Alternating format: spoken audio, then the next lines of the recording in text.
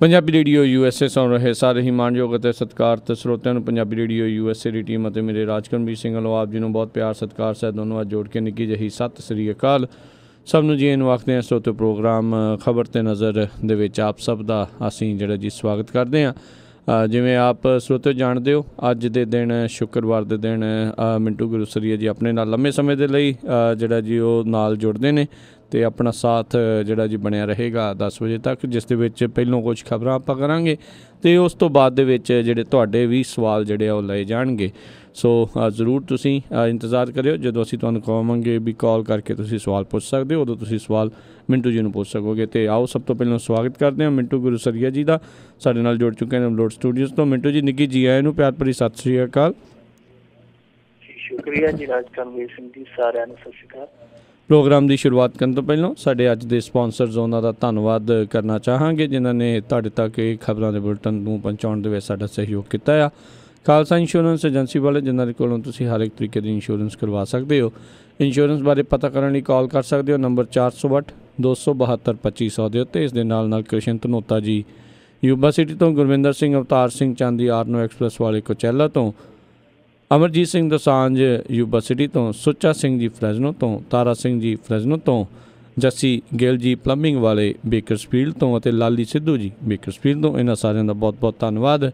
ਜੇਕਰ ਤੁਸੀਂ ਜਾਂ ਕੋਈ ਹੋਰ ਕਾਰੋਬਾਰ ਇਸ ਪ੍ਰੋਗਰਾਮ ਨੂੰ ਸਪੋਂਸਰ ਕਰਨਾ ਚਾਹੁੰਦੇ ਹੋ, ਸੰਪਰਕ ਕਰ ਸਕਦੇ ਹੋ ਨੰਬਰ 408 722 7698 ਦੇ ਉੱਤੇ। ਅਤੇ ਸਰੋਤਿਆਂ ਨੂੰ ਪ੍ਰੋਗਰਾਮ ਦੇ ਵਿੱਚ ਅੱਗੇ ਵਧਣ ਤੋਂ ਪਹਿਲਾਂ ਇੱਕ ਨੰਬਰ ਦੱਸਣਾ ਚਾਹੁੰਦੇ ਹਾਂ ਸੁਣਨ ਵਾਲਾ, ਉਸ ਦੇ ਵਿੱਚ ਜਿਹੜੀ ਆ ਤਬਦੀਲੀ ਹੋ ਚੁੱਕੀ ਹੈ। ਜਿਹੜਾ 641 552 5000 ਸੁਣਦੇ ਸੀ ਜਾਂ 360 398 44 44, ਉਸ ਦੀ ਜਗ੍ਹਾ ਦੇ ਉੱਤੇ ਇੱਕ ਨਵਾਂ ਨੰਬਰ ਤੁਹਾਨੂੰ ਅਸੀਂ ਦੱਸ ਰਹੇ ਹਾਂ। ਸੋ ਜ਼ਰੂਰ ਆਪਣੇ ਵੀ ਬਾਕੀ ਹੋਰ ਦੋਸਤਾਂ ਮਿੱਤਰਾਂ ਨੂੰ, ਰਿਸ਼ਤੇਦਾਰਾਂ ਨੂੰ ਵੀ ਦੱਸ ਦਿਓ ਜੀ। ਉਹ ਨੰਬਰ ਜਿਹੜੇ ਵੀ ਸੁਣ ਰਹੇ ਨੇ ਨੰਬਰ ਨੋਟ ਕਰ ਲਓ ਜੀ, ਉਹ ਹੈਗਾ 425 585 ਅਤੇ 1500 425 585 1500। ਮਿੰਟੂ ਜੀ, ਗੱਲਬਾਤ ਦਾ ਸਿਲਸਿਲਾ ਜਿਹੜੀ ਹੈ ਜੀ ਉਸ ਦੀ ਸ਼ੁਰੂਆਤ ਕਰਦੇ ਹਾਂ। ਸਰਵਉੱਚ ਅਦਾਲਤ ਨੇ ਕਿਹਾ ਕਸ਼ਮੀਰ ਵਿੱਚ ਸਰਕਾਰ ਅਤੇ ਲੋਕਾਂ ਦਰਮਿਆਨ ਹੋਵੇ ਗੱਲਬਾਤ, ਪਹਿਲਾਂ ਹਿੰਸਾ ਰੋਕੋ, ਫਿਰ ਪੈਲਟ ਗਨ ਦਾ ਇਸਤੇਮਾਲ ਬੰਦ ਕਰਨ ਲਈ ਆਖਾਂਗੇ। ਦੇਖੋ, ਇਸ ਸਮੇਂ ਰਾਜਕਰਮਵੀਰ ਸਿੰਘ ਦੀ ਜਿਹੜੀ ਵਾਦੀ ਕਸ਼ਮੀਰ ਦੀ ਹਾਲਤ ਆ ਉਹ ਬਹੁਤ ਜ਼ਿਆਦਾ ਨਾਜ਼ੁਕ ਮੋੜ ਤੇ ਪਹੁੰਚ ਚੁੱਕੀ ਹੈ। ਉੱਥੇ ਮੁੰਡੇ ਕੁੜੀਆਂ ਆਪਣੀਆਂ ਪੜ੍ਹਾਈਆਂ ਛੱਡ ਕੇ ਉਹ ਪੱਥਰਬਾਜ਼ੀਆਂ ਕਰ ਰਹੇ ਆ। ਉੱਥੇ ਸਾਰੇ ਕੰਮਕਾਰ ਠੱਪਿਆ, ਵਪਾਰ ਠੱਪਿਆ, ਕਾਰੋਬਾਰ ਠੱਪਿਆ, ਹਰੇਕ ਕਿਸਮ ਦੀ ਉੱਥੇ ਔਂਕੜ ਹੀ ਔਂਕੜ ਆ। ਹਾਲਾਤ ਇਸ ਤਰ੍ਹਾਂ ਦੇ ਬਣਦੇ ਜਾਂਦੇ ਆ, ਬੇਵਸੀ ਵਾਲੇ, ਜਿਹਨੂੰ ਆਪਾਂ ਲਾਚਾਰਗੀ ਵਾਲੇ ਕਹਿੰਦੇ ਆ। ਉਸ ਬੇਵਸੀ ਤੇ ਲਾਚਾਰਗੀ ਦੇ ਹਾਲਾਤਾਂ ਤੋਂ ਕੁਝ ਲੋਕ ਦੁਖੀ ਹੋਏ, ਔਰ ਖਾਸ ਤੌਰ ਤੇ ਜਿਹੜੇ ਲੋਕ ਦੁਖੀ ਹੋਏ ਉਹ ਵਕੀਲ ਪੇਸ਼ੇ ਦੇ ਨਾਲ ਸੰਬੰਧਿਤ ਸਨ। ਵਕਾਲਤ ਦੇ ਪੇਸ਼ੇ ਨਾਲ ਜਿਹੜੇ ਲੋਕ ਸੰਬੰਧਿਤ ਸੀ ਉਹਨਾਂ ਨੇ ਹਾਈ ਕੋਰਟ ਤੱਕ ਅਪਰੋਚ ਕੀਤੀ। ਉਸ ਤੋਂ ਬਾਅਦ ਸੁਪਰੀਮ ਕੋਰਟ ਦੇ ਵਿੱਚ ਉਹਨਾਂ ਨੇ ਇੱਕ ਪਟੀਸ਼ਨ ਦਾਖਲ ਕੀਤੀ ਜਿਹਦੇ ਤੇ ਸੁਣਵਾਈ ਹੋਣ ਰਹੀ ਸੀ, ਕਿਉਂਕਿ ਬਾਰ ਐਸੋਸੀਏਸ਼ਨ ਜਿਹੜੀ ਜੰਮੂ ਕਸ਼ਮੀਰ ਦੀ, ਉਹਨੇ ਆ ਕੇ ਹਵਾਲਾ ਦਿੱਤਾ ਸੀਗਾ ਕਿ ਕੇਂਦਰ ਹੈ ਜਿਹੜੀ ਉਹ ਗੱਲਬਾਤ ਲਈ ਤਿਆਰ ਨਹੀਂ ਹੋ ਰਹੀ। ਸੋ ਉਸ ਪਟੀਸ਼ਨ ਦੇ ਮੱਦੇ ਨਜ਼ਰ ਅੱਜ ਸੁਪਰੀਮ ਕੋਰਟ ਨੇ ਕਿਹਾ ਬਾਰ ਐਸੋਸੀਏਸ਼ਨ ਨੂੰ ਕਿ ਪਹਿਲਾਂ ਤੇ ਜਾ ਕੇ ਇੱਕ ਕੰਮ ਕਰੋ, ਤੁਸੀਂ ਉਹ ਹਿੰਸਾ ਰੁਕਵਾਓ ਜਿਹੜੀ ਉੱਥੇ ਲੋਕ ਕਰਦੇ ਪਏ। ਲੋਕ ਇੱਥੋਂ ਤੱਕ ਪਹੁੰਚ ਗਏ ਰਾਜਕਰਮਵੀਰ ਸਿੰਘ ਜੀ, ਕੱਲ ਉੜੀ ਦੀ ਤਰਜ਼ ਤੇ ਇੱਕ ਹਮਲਾ ਹੋਇਆ ਫੌਜੀ ਕੈਂਪ ਤੇ ਕੁਪਵਾੜਾ ਸੈਕਟਰ ਦੇ ਵਿੱਚ, ਔਰ ਜਦੋਂ ਉਹਨਾਂ ਦੀ ਇਮਦਾਦ ਜਾ ਰਹੀ ਸੀ, ਮਿਲਟਰੀ ਵਾਲਿਆਂ ਦੀ ਇਮਦਾਦ ਜਾ ਰਹੀ ਸੀ, ਤਾਂ ਉਸ ਇਮਦਾਦ ਨੂੰ ਰੋਕਣ ਲਈ ਇੱਕ ਪਿੰਡ ਦੇ ਵਿੱਚ ਲਾਗੇ ਬੰਨਿਓ ਕਈ ਪਿੰਡਾਂ ਦੇ ਲੋਕ ਇਕੱਠੇ ਹੋ ਗਏ ਤੇ ਟਰੱਕ ਘੇਰ ਲੈ ਗਏ ਫੌਜ ਦੇ। ਹੁਣ ਨਾ ਤੇ ਫੌਜ ਉਹਨਾਂ ਪਿੰਡਾਂ ਵਾਲਿਆਂ ਤੇ ਗੋਲੀ ਚਲਾ ਸਕਦੀ ਸੀ, ਨਾ ਅੱਗੇ ਵੱਧ ਸਕਦੀ ਸੀ। ਸਥਿਤੀ ਬੜੀ ਜ਼ਿਆਦਾ ਉੱਥੇ ਕ੍ਰਿਟੀਕਲ ਬਣੀ ਰਹੀ। ਸੋ ਇਹ ਸਾਰੀਆਂ ਚੀਜ਼ਾਂ ਨੂੰ ਵੇਖ ਕੇ ਸੁਪਰੀਮ ਕੋਰਟ ਨੇ ਕਿਹਾ ਕਿ ਪਹਿਲਾਂ ਤੇ ਤੁਸੀਂ ਉਹਨਾਂ ਨੂੰ ਰੋਕੋ, ਗੱਲਬਾਤ ਕਰੋ, ਹਿੰਸਾ ਬੰਦ ਕਰੋ। ਅਸੀਂ ਯਕੀਨ ਦਿਵਾਉਣੇ ਤੁਹਾਨੂੰ ਪੈਲਟ ਗਨ ਦਾ ਜਿਹੜਾ ਇਸਤੇਮਾਲ ਹੈ ਅਸੀਂ 2 ਹਫ਼ਤਿਆਂ 'ਚ ਬੰਦ ਕਰਵਾ ਦਿਆਂਗੇ। ਦੂਜੀ ਗੱਲ ਉਹਨਾਂ ਨੇ ਕਹੀ ਕਿ ਦੇਖੋ ਤੁਸੀਂ ਆਏ ਹੋ, ਪਹਿਲ ਤੁਹਾਡੀ ਹੀ ਸਵੀਕਾਰ ਕੀਤੀ ਜਾਏਗੀ, ਪਹਿਲ ਤੁਹਾਨੂੰ ਕਰਨੀ ਪਵੇਗੀ। 2 ਗੱਲਾਂ ਸਾਫ਼ ਕੀਤੀਆਂ ਨੇ ਉਹਨਾਂ ਨੇ ਪਟੀਸ਼ਨਰਾਂ ਨੂੰ, ਔਰ ਇਸ ਤੋਂ ਇਲਾਵਾ ਉਹਨਾਂ ਨੇ ਤਰੀਕ ਦਿੱਤੀ ਹੈ 9 ਮਈ। ਇੱਧਰ ਦੂਜੇ ਪਾਸੇ ਸੁਪਰੀਮ ਕੋਰਟ ਦੇ ਵਿੱਚ ਅੱਜ ਕੇਂਦਰ ਨੇ ਵੀ ਆਪਣੀ ਜਿਹੜੀ ਜਵਾਬਦੇਹੀ ਦਾਖਲ ਕੀਤੀ ਹੈ। ਜਵਾਬਦੇਹੀ ਦੇ ਵਿੱਚ ਇਹਨਾਂ ਨੇ ਕਿਹਾ ਕਿ ਦੇਖੋ ਅਸੀਂ ਵੱਖਵਾਦੀਆਂ ਨਾਲ ਗੱਲ ਨਹੀਂ ਕਰਨੀ, ਅਸੀਂ ਗੱਲ ਕਰਨ ਲਈ ਤਿਆਰ ਹਾਂ, ਪਰ ਅਸੀਂ ਵੱਖਵਾਦੀਆਂ ਨਾਲ ਗੱਲ बिल्कुल नहीं करांगे। और क्योंकि उन्होंने कहा कि ये गलबात है जी बहुत बारी पहला हुई है, बहुत बारी टुटी है, ये हुण पानी च मैदान पाउण का कोई फायदा नहीं था। सो केंद्र ने साफ कर दिता, पर सुप्रीम कोर्ट ने कहा कि भाई जाओ तुसीं गलबात करो ते 9 मई नूं आके तुसीं अपना दसो। हुण बाहर एसोसीएशन वालियां ते जिम्मेवारी सौंपी गई है कि तुसीं उत्थे गलबात करो, माहौल सुखावा करो, ताकि गलबात जी सरकार ते लोकां दे दरम्यान ते घट्टो घट्ट चले। सो वखवादियां नाल ये तैयार नहीं गलबात लई, पर लोकां अते सरकार के दरम्यान गलबात चलाउण दी वकालत की है सुप्रीम कोर्ट ने। हुण इत्थे सवाल यही खड़ा हुंदा कि वकालत पेशे नाल जुड़े जिहड़े लोग आ वो ठीक है एक तबके की गलबात ते करदे आ, एक तबके नाल संबंधित होण करके उहदी नुमाइंदगी भी करदे आ। सारे कश्मीर दे ते नुमाइंदे नहीं, क्योंकि जाके गल मुकदी है वखवादियां ते वखवादियां चों वो लोग आ जिन्हां दी रोजी रोटी इहो जी हिस्सा ते चलदी है, जिन्हां दे लोकां दे आपदे बच्चे आ जिहड़े वो विदेशां च पढ़दे आ या देश दे विच चंगी थां ते नौकरी करदे आ, पर लोकां दे मुंडे कुड़ियां नूं उन्हां ने अगे लाया, उन्हां दा तुरी फुलका, उन्हां दा सियासत दा ताना बाना सारा इत्थों चलदा। सो वो लोग एक गलबात लई किसी प्लेटफॉर्म ते आउणगे लगदा नहीं, और ना ही इस तरह की कोई वड्डी जिम्मेवारी बाहर एसोसीएशन वोट लवेगी, लो जी असीं जिम्मेवार इत्थे गांह तो हिंसा नहीं हुंदी, तुसीं आओ गलबात करिए। पर एक चीज जिहड़ी है वो मनना ही पएगा सानू कि हल इहदा बोली नाल ही होना, हल इहदा गोली नाल नहीं होना। इस मुद्दे का जिथों तक ये मुद्दा पहुंच गया, क्योंकि जे गोली नाल हल होना हुंदा राज करनवीर सिंह जी, फिर हल कदों दा हो चुका हुंदा। हल बोली नाल होना है, मेज ते होना, मेज ते नहीं होना। सो मेज ते आउणा पएगा। वो समा कदों आउंदा जदों सारे पासों उधरों भी खोट मन चों दूर करके और उधरों भी मन चों खोट दूर करके दोए तरह कदों मेज ते आउंदियां, वो समा ही तय करेगा। हाल दी घड़ी कुछ भी ਅਸੀਂ कह नहीं सकते कि ये सिੱਟਾ आने वाले दिनों च पक्का निकलेगा। जी जी जी ਮਿੰਟੂ ਜੀ ਅਗਲੀ ਆਪਾਂ ਗੱਲ ਕਰੀਏ, ਆਪਾਂ ਦੇਖ ਰਹੇ ਹਾਂ ਵੀ ਜਿੱਦਾਂ ਗੱਲਬਾਤ ਦੇ ਨਾਲ ਹੀ ਹੱਲ ਹੋਵੇਗਾ। ਆਪਾਂ ਉੱਥੇ ਵੀ ਦੇਖ ਰਹੇ ਵੀ ਖਾਲਸਾ ਕਾਲਜ ਜਿਹੜਾ ਅੰਮ੍ਰਿਤਸਰ ਦੇ ਵਿੱਚ ਉੱਥੇ ਵੀ ਕਾਫੀ ਜਿਹੜਾ ਰੌਲਾ ਰੱਟਾ ਚੱਲ ਰਿਹਾ ਆ, ਵਿਦਿਆਰਥੀ ਨੇ ਖੁਦਕੁਸ਼ੀ ਵੀ ਕਰ ਲਈ ਆ, ਲੋਕ ਜਿਹੜੇ ਖਾਸ ਕਰਕੇ ਸਟੂਡੈਂਟ ਆ ਉਹ ਹੁਣ ਸੜਕਾਂ 'ਤੇ ਨੇ। ਕੀ ਉੱਥੇ ਦੀ ਜੇ ਆਪਾਂ ਤਾਜ਼ਾ ਸਥਿਤੀ ਬਾਰੇ ਗੱਲ ਕਰੀਏ ਤਾਂ देखो कुछ घंटे पहला ਜਿਹੜੇ ਉੱਥੇ ਸਟੂਡੈਂਟ ਲੀਡ ਕਰਦੇ ਪਏ ਆ ਉਸ ਰੋਸ ਪ੍ਰਦਰਸ਼ਨ ਨੂੰ, ਉਸ ਸਾਰੀ ਮੂਵਮੈਂਟ ਨੂੰ, ਤੇ ਉਹਨਾਂ ਦੇ ਵਿੱਚ ਇੱਕ ਸੱਜਣ ਨਾਲ ਮੇਰੀ ਗੱਲ ਹੋਈ ਸੀ। ਉਹਨੇ ਜੋ ਕਹਾਣੀ ਦੱਸੀ ਆ ਉਹ ਕਹਾਣੀ ਜੇ ਸੱਚੀ ਆ ਤੇ ਫਿਰ ਵਾਕਈ ਉਸ ਸਟੂਡੈਂਟ ਨਾਲ ਧੱਕਾ ਹੋਇਆ, ਕਿਉਂਕਿ ਉਹ ਬਠਿੰਡੇ ਜ਼ਿਲ੍ਹੇ ਨਾਲ ਸੰਬੰਧਿਤ ਸੀ, ਮੁੰਡਾ ਪੜ੍ਹਨ ਲਿਖਣ ਵਾਲਾ ਸੀ, ਔਰ ਇਸ ਤੋਂ ਇਲਾਵਾ ਇੱਕ ਹੋਰ ਉਚੇਰੀ ਸਿੱਖਿਆ ਦੀ ਨਾਲ ਤਿਆਰੀ ਕਰਦਾ ਸੀ।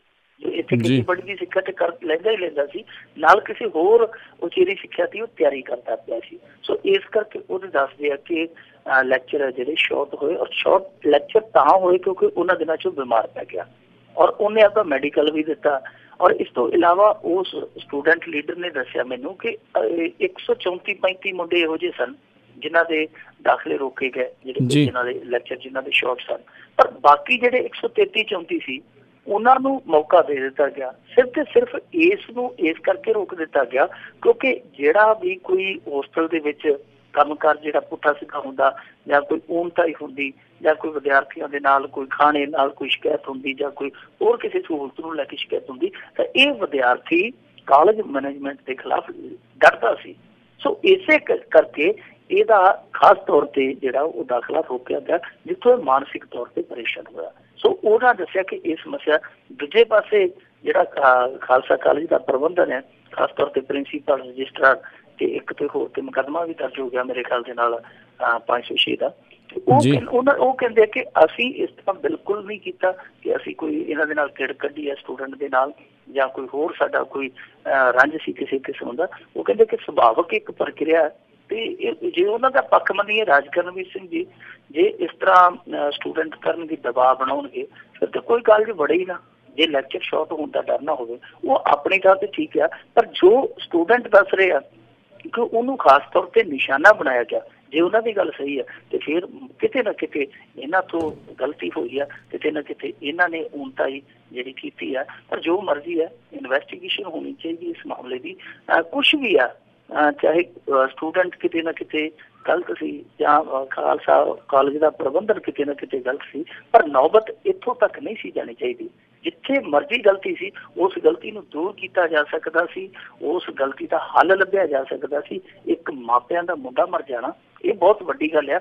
ਔਰ ਸਭ ਤੋਂ ਖਤਰਨਾਕ ਇਹ ਗੱਲ ਹੈ ਰਾਜ ਕਰਨਵੀਰ ਸਿੰਘ ਜੀ, ਸਾਡੇ ਕਾਲਜਾਂ ਦੇ ਵਿੱਚੋਂ ਇਸ ਤਰ੍ਹਾਂ ਦੀਆਂ ਸ਼ਿਕਾਇਤਾਂ ਜਿਹੜੀਆਂ ਉਹ ਧੜਾ ਆਉਣੀਆਂ ਸ਼ੁਰੂ ਹੋ ਗਈਆਂ। ਕੁਝ ਦਿਨ ਪਹਿਲਾਂ ਤੁਹਾਨੂੰ ਯਾਦ ਹੋਣਾ ਲੁਧਿਆਣੇ ਦੇ ਵਿੱਚ ਇੱਕ ਨਵਵਿਆਹੁਤਾ ਕੁੜੀ ਨੇ ਵੀ ਖੁਦਕੁਸ਼ੀ ਕਰਨ ਦੀ ਕੋਸ਼ਿਸ਼ ਕੀਤੀ ਸੀ ਔਰ 2-3 ਦਿਨ ਕੁੜੀਆਂ ਸੜਕਾਂ ਤੇ ਬੈਠੀਆਂ ਰਹੀਆਂ ਸਨ। ਉੱਥੇ ਵੀ ਇਹੋ ਕਾਰਨ ਸੀਗਾ ਕਿ ਉਹ ਕੁੜੀ ਨੇ ਜਾ ਕੇ ਮੈਡੀਕਲ ਦਿੱਤਾ ਸੀ, ਉਹਦੇ ਲੈਕਚਰ ਸ਼ਾਰਟ ਕੀਤੇ ਜਾ ਰਹੇ ਸੀਗੇ, ਬਹੁਤ ਜ਼ਿਆਦਾ ਮਾਨਸਿਕ ਤੌਰ ਤੇ ਉਹਨੂੰ ਪਰੇਸ਼ਾਨ ਕੀਤਾ ਜਾ ਰਿਹਾ ਸੀ। ਕੁੜੀ ਕਿਉਂਕਿ ਨਵੀਂ ਵਿਆਹੀ ਸੀ, ਉਹਨੂੰ ਇਹ ਸੀਗਾ ਕਿ ਜੇ ਮੇਰੀ ਕਲਾਸ ਰਹਿ ਗਈ ਤੇ ਮੈਂ ਘਰੇ ਉੱਥੇ ਨੱਕ ਕੀ ਵਿਖਾਊਂਗੀ ਸਹੁਰਿਆਂ ਦੇ। ਸੋ ਉਹਨੇ ਹਤਾਸ਼ ਹੋ ਕੇ ਖੁਦਕੁਸ਼ੀ ਕਰਨ ਦੀ ਕੋਸ਼ਿਸ਼ ਕੀਤੀ ਸੀ। ਸੋ ਜਿਹੜੀਆਂ ਇਹ ਚੀਜ਼ਾਂ ਵਾਪਰਦੀਆਂ ਪਈਆਂ ਇਹ ਨਹੀਂ ਵਾਪਰਨੀਆਂ ਚਾਹੀਦੀਆਂ।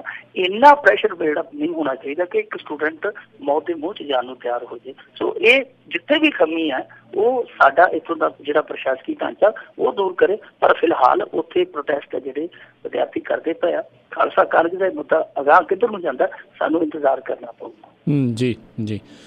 ਅਗਲੀ ਆਪਾਂ ਮਿੰਟੂ ਜੀ ਗੱਲ ਕਰੀਏ ਰਾਬਰਟ ਵਾਡਰਾ ਦੇ ਲੈਂਡ ਡੀਲ ਦਾ ਮਾਮਲਾ ਇੱਕ ਵਾਰੀ ਫੇਰ ਭੱਗ ਗਿਆ ਆ। ਪ੍ਰਿਯੰਕਾ ਵੀ ਕਹਿੰਦੇ ਇਸ ਵਿੱਚ ਘਿਰ ਰਹੀ ਆ। ਜਦੋਂ ਚੜ੍ਹਤ ਦੇ ਦਿਨਾਂ 'ਚ ਸੀ ਤੇ ਇਹਨੂੰ ਰੁਤਬਾ ਮਿਲਿਆ ਸੀ ਨੈਸ਼ਨਲ ਜਵਾਈ ਦਾ, ਨੈਸ਼ਨਲ ਦਮਾਦ ਦਾ। ਨੈਸ਼ਨਲ ਦਮਾਦ ਕਿਤੇ ਨਾ ਕਿਤੇ ਸੁਰਖੀਆਂ 'ਚ ਆ ਹੀ ਜਾਂਦਾ ਹੈ। ਦਰਅਸਲ ਇਸ ਬੰਦੇ ਨੇ ਬਹੁਤ ਚਮਕੀਆਂ ਚਲਾਈਆਂ। ਇਹਦਾ ਪਿਛੋਕੜ ਵੇਖੋਗੇ, ਇਹਦਾ ਪਿਤਾ ਬੜਾ ਸਧਾਰਨ ਜਿਹਾ ਨਾ ਵਪਾਰੀ ਸੀ ਪਿੱਤਲ ਦਾ, ਜਿਹੜੇ ਭਾਂਡਿਆਂ ਵਾਲੇ ਛੋਟੇ ਵਪਾਰੀ ਹੁੰਦੇ ਆ।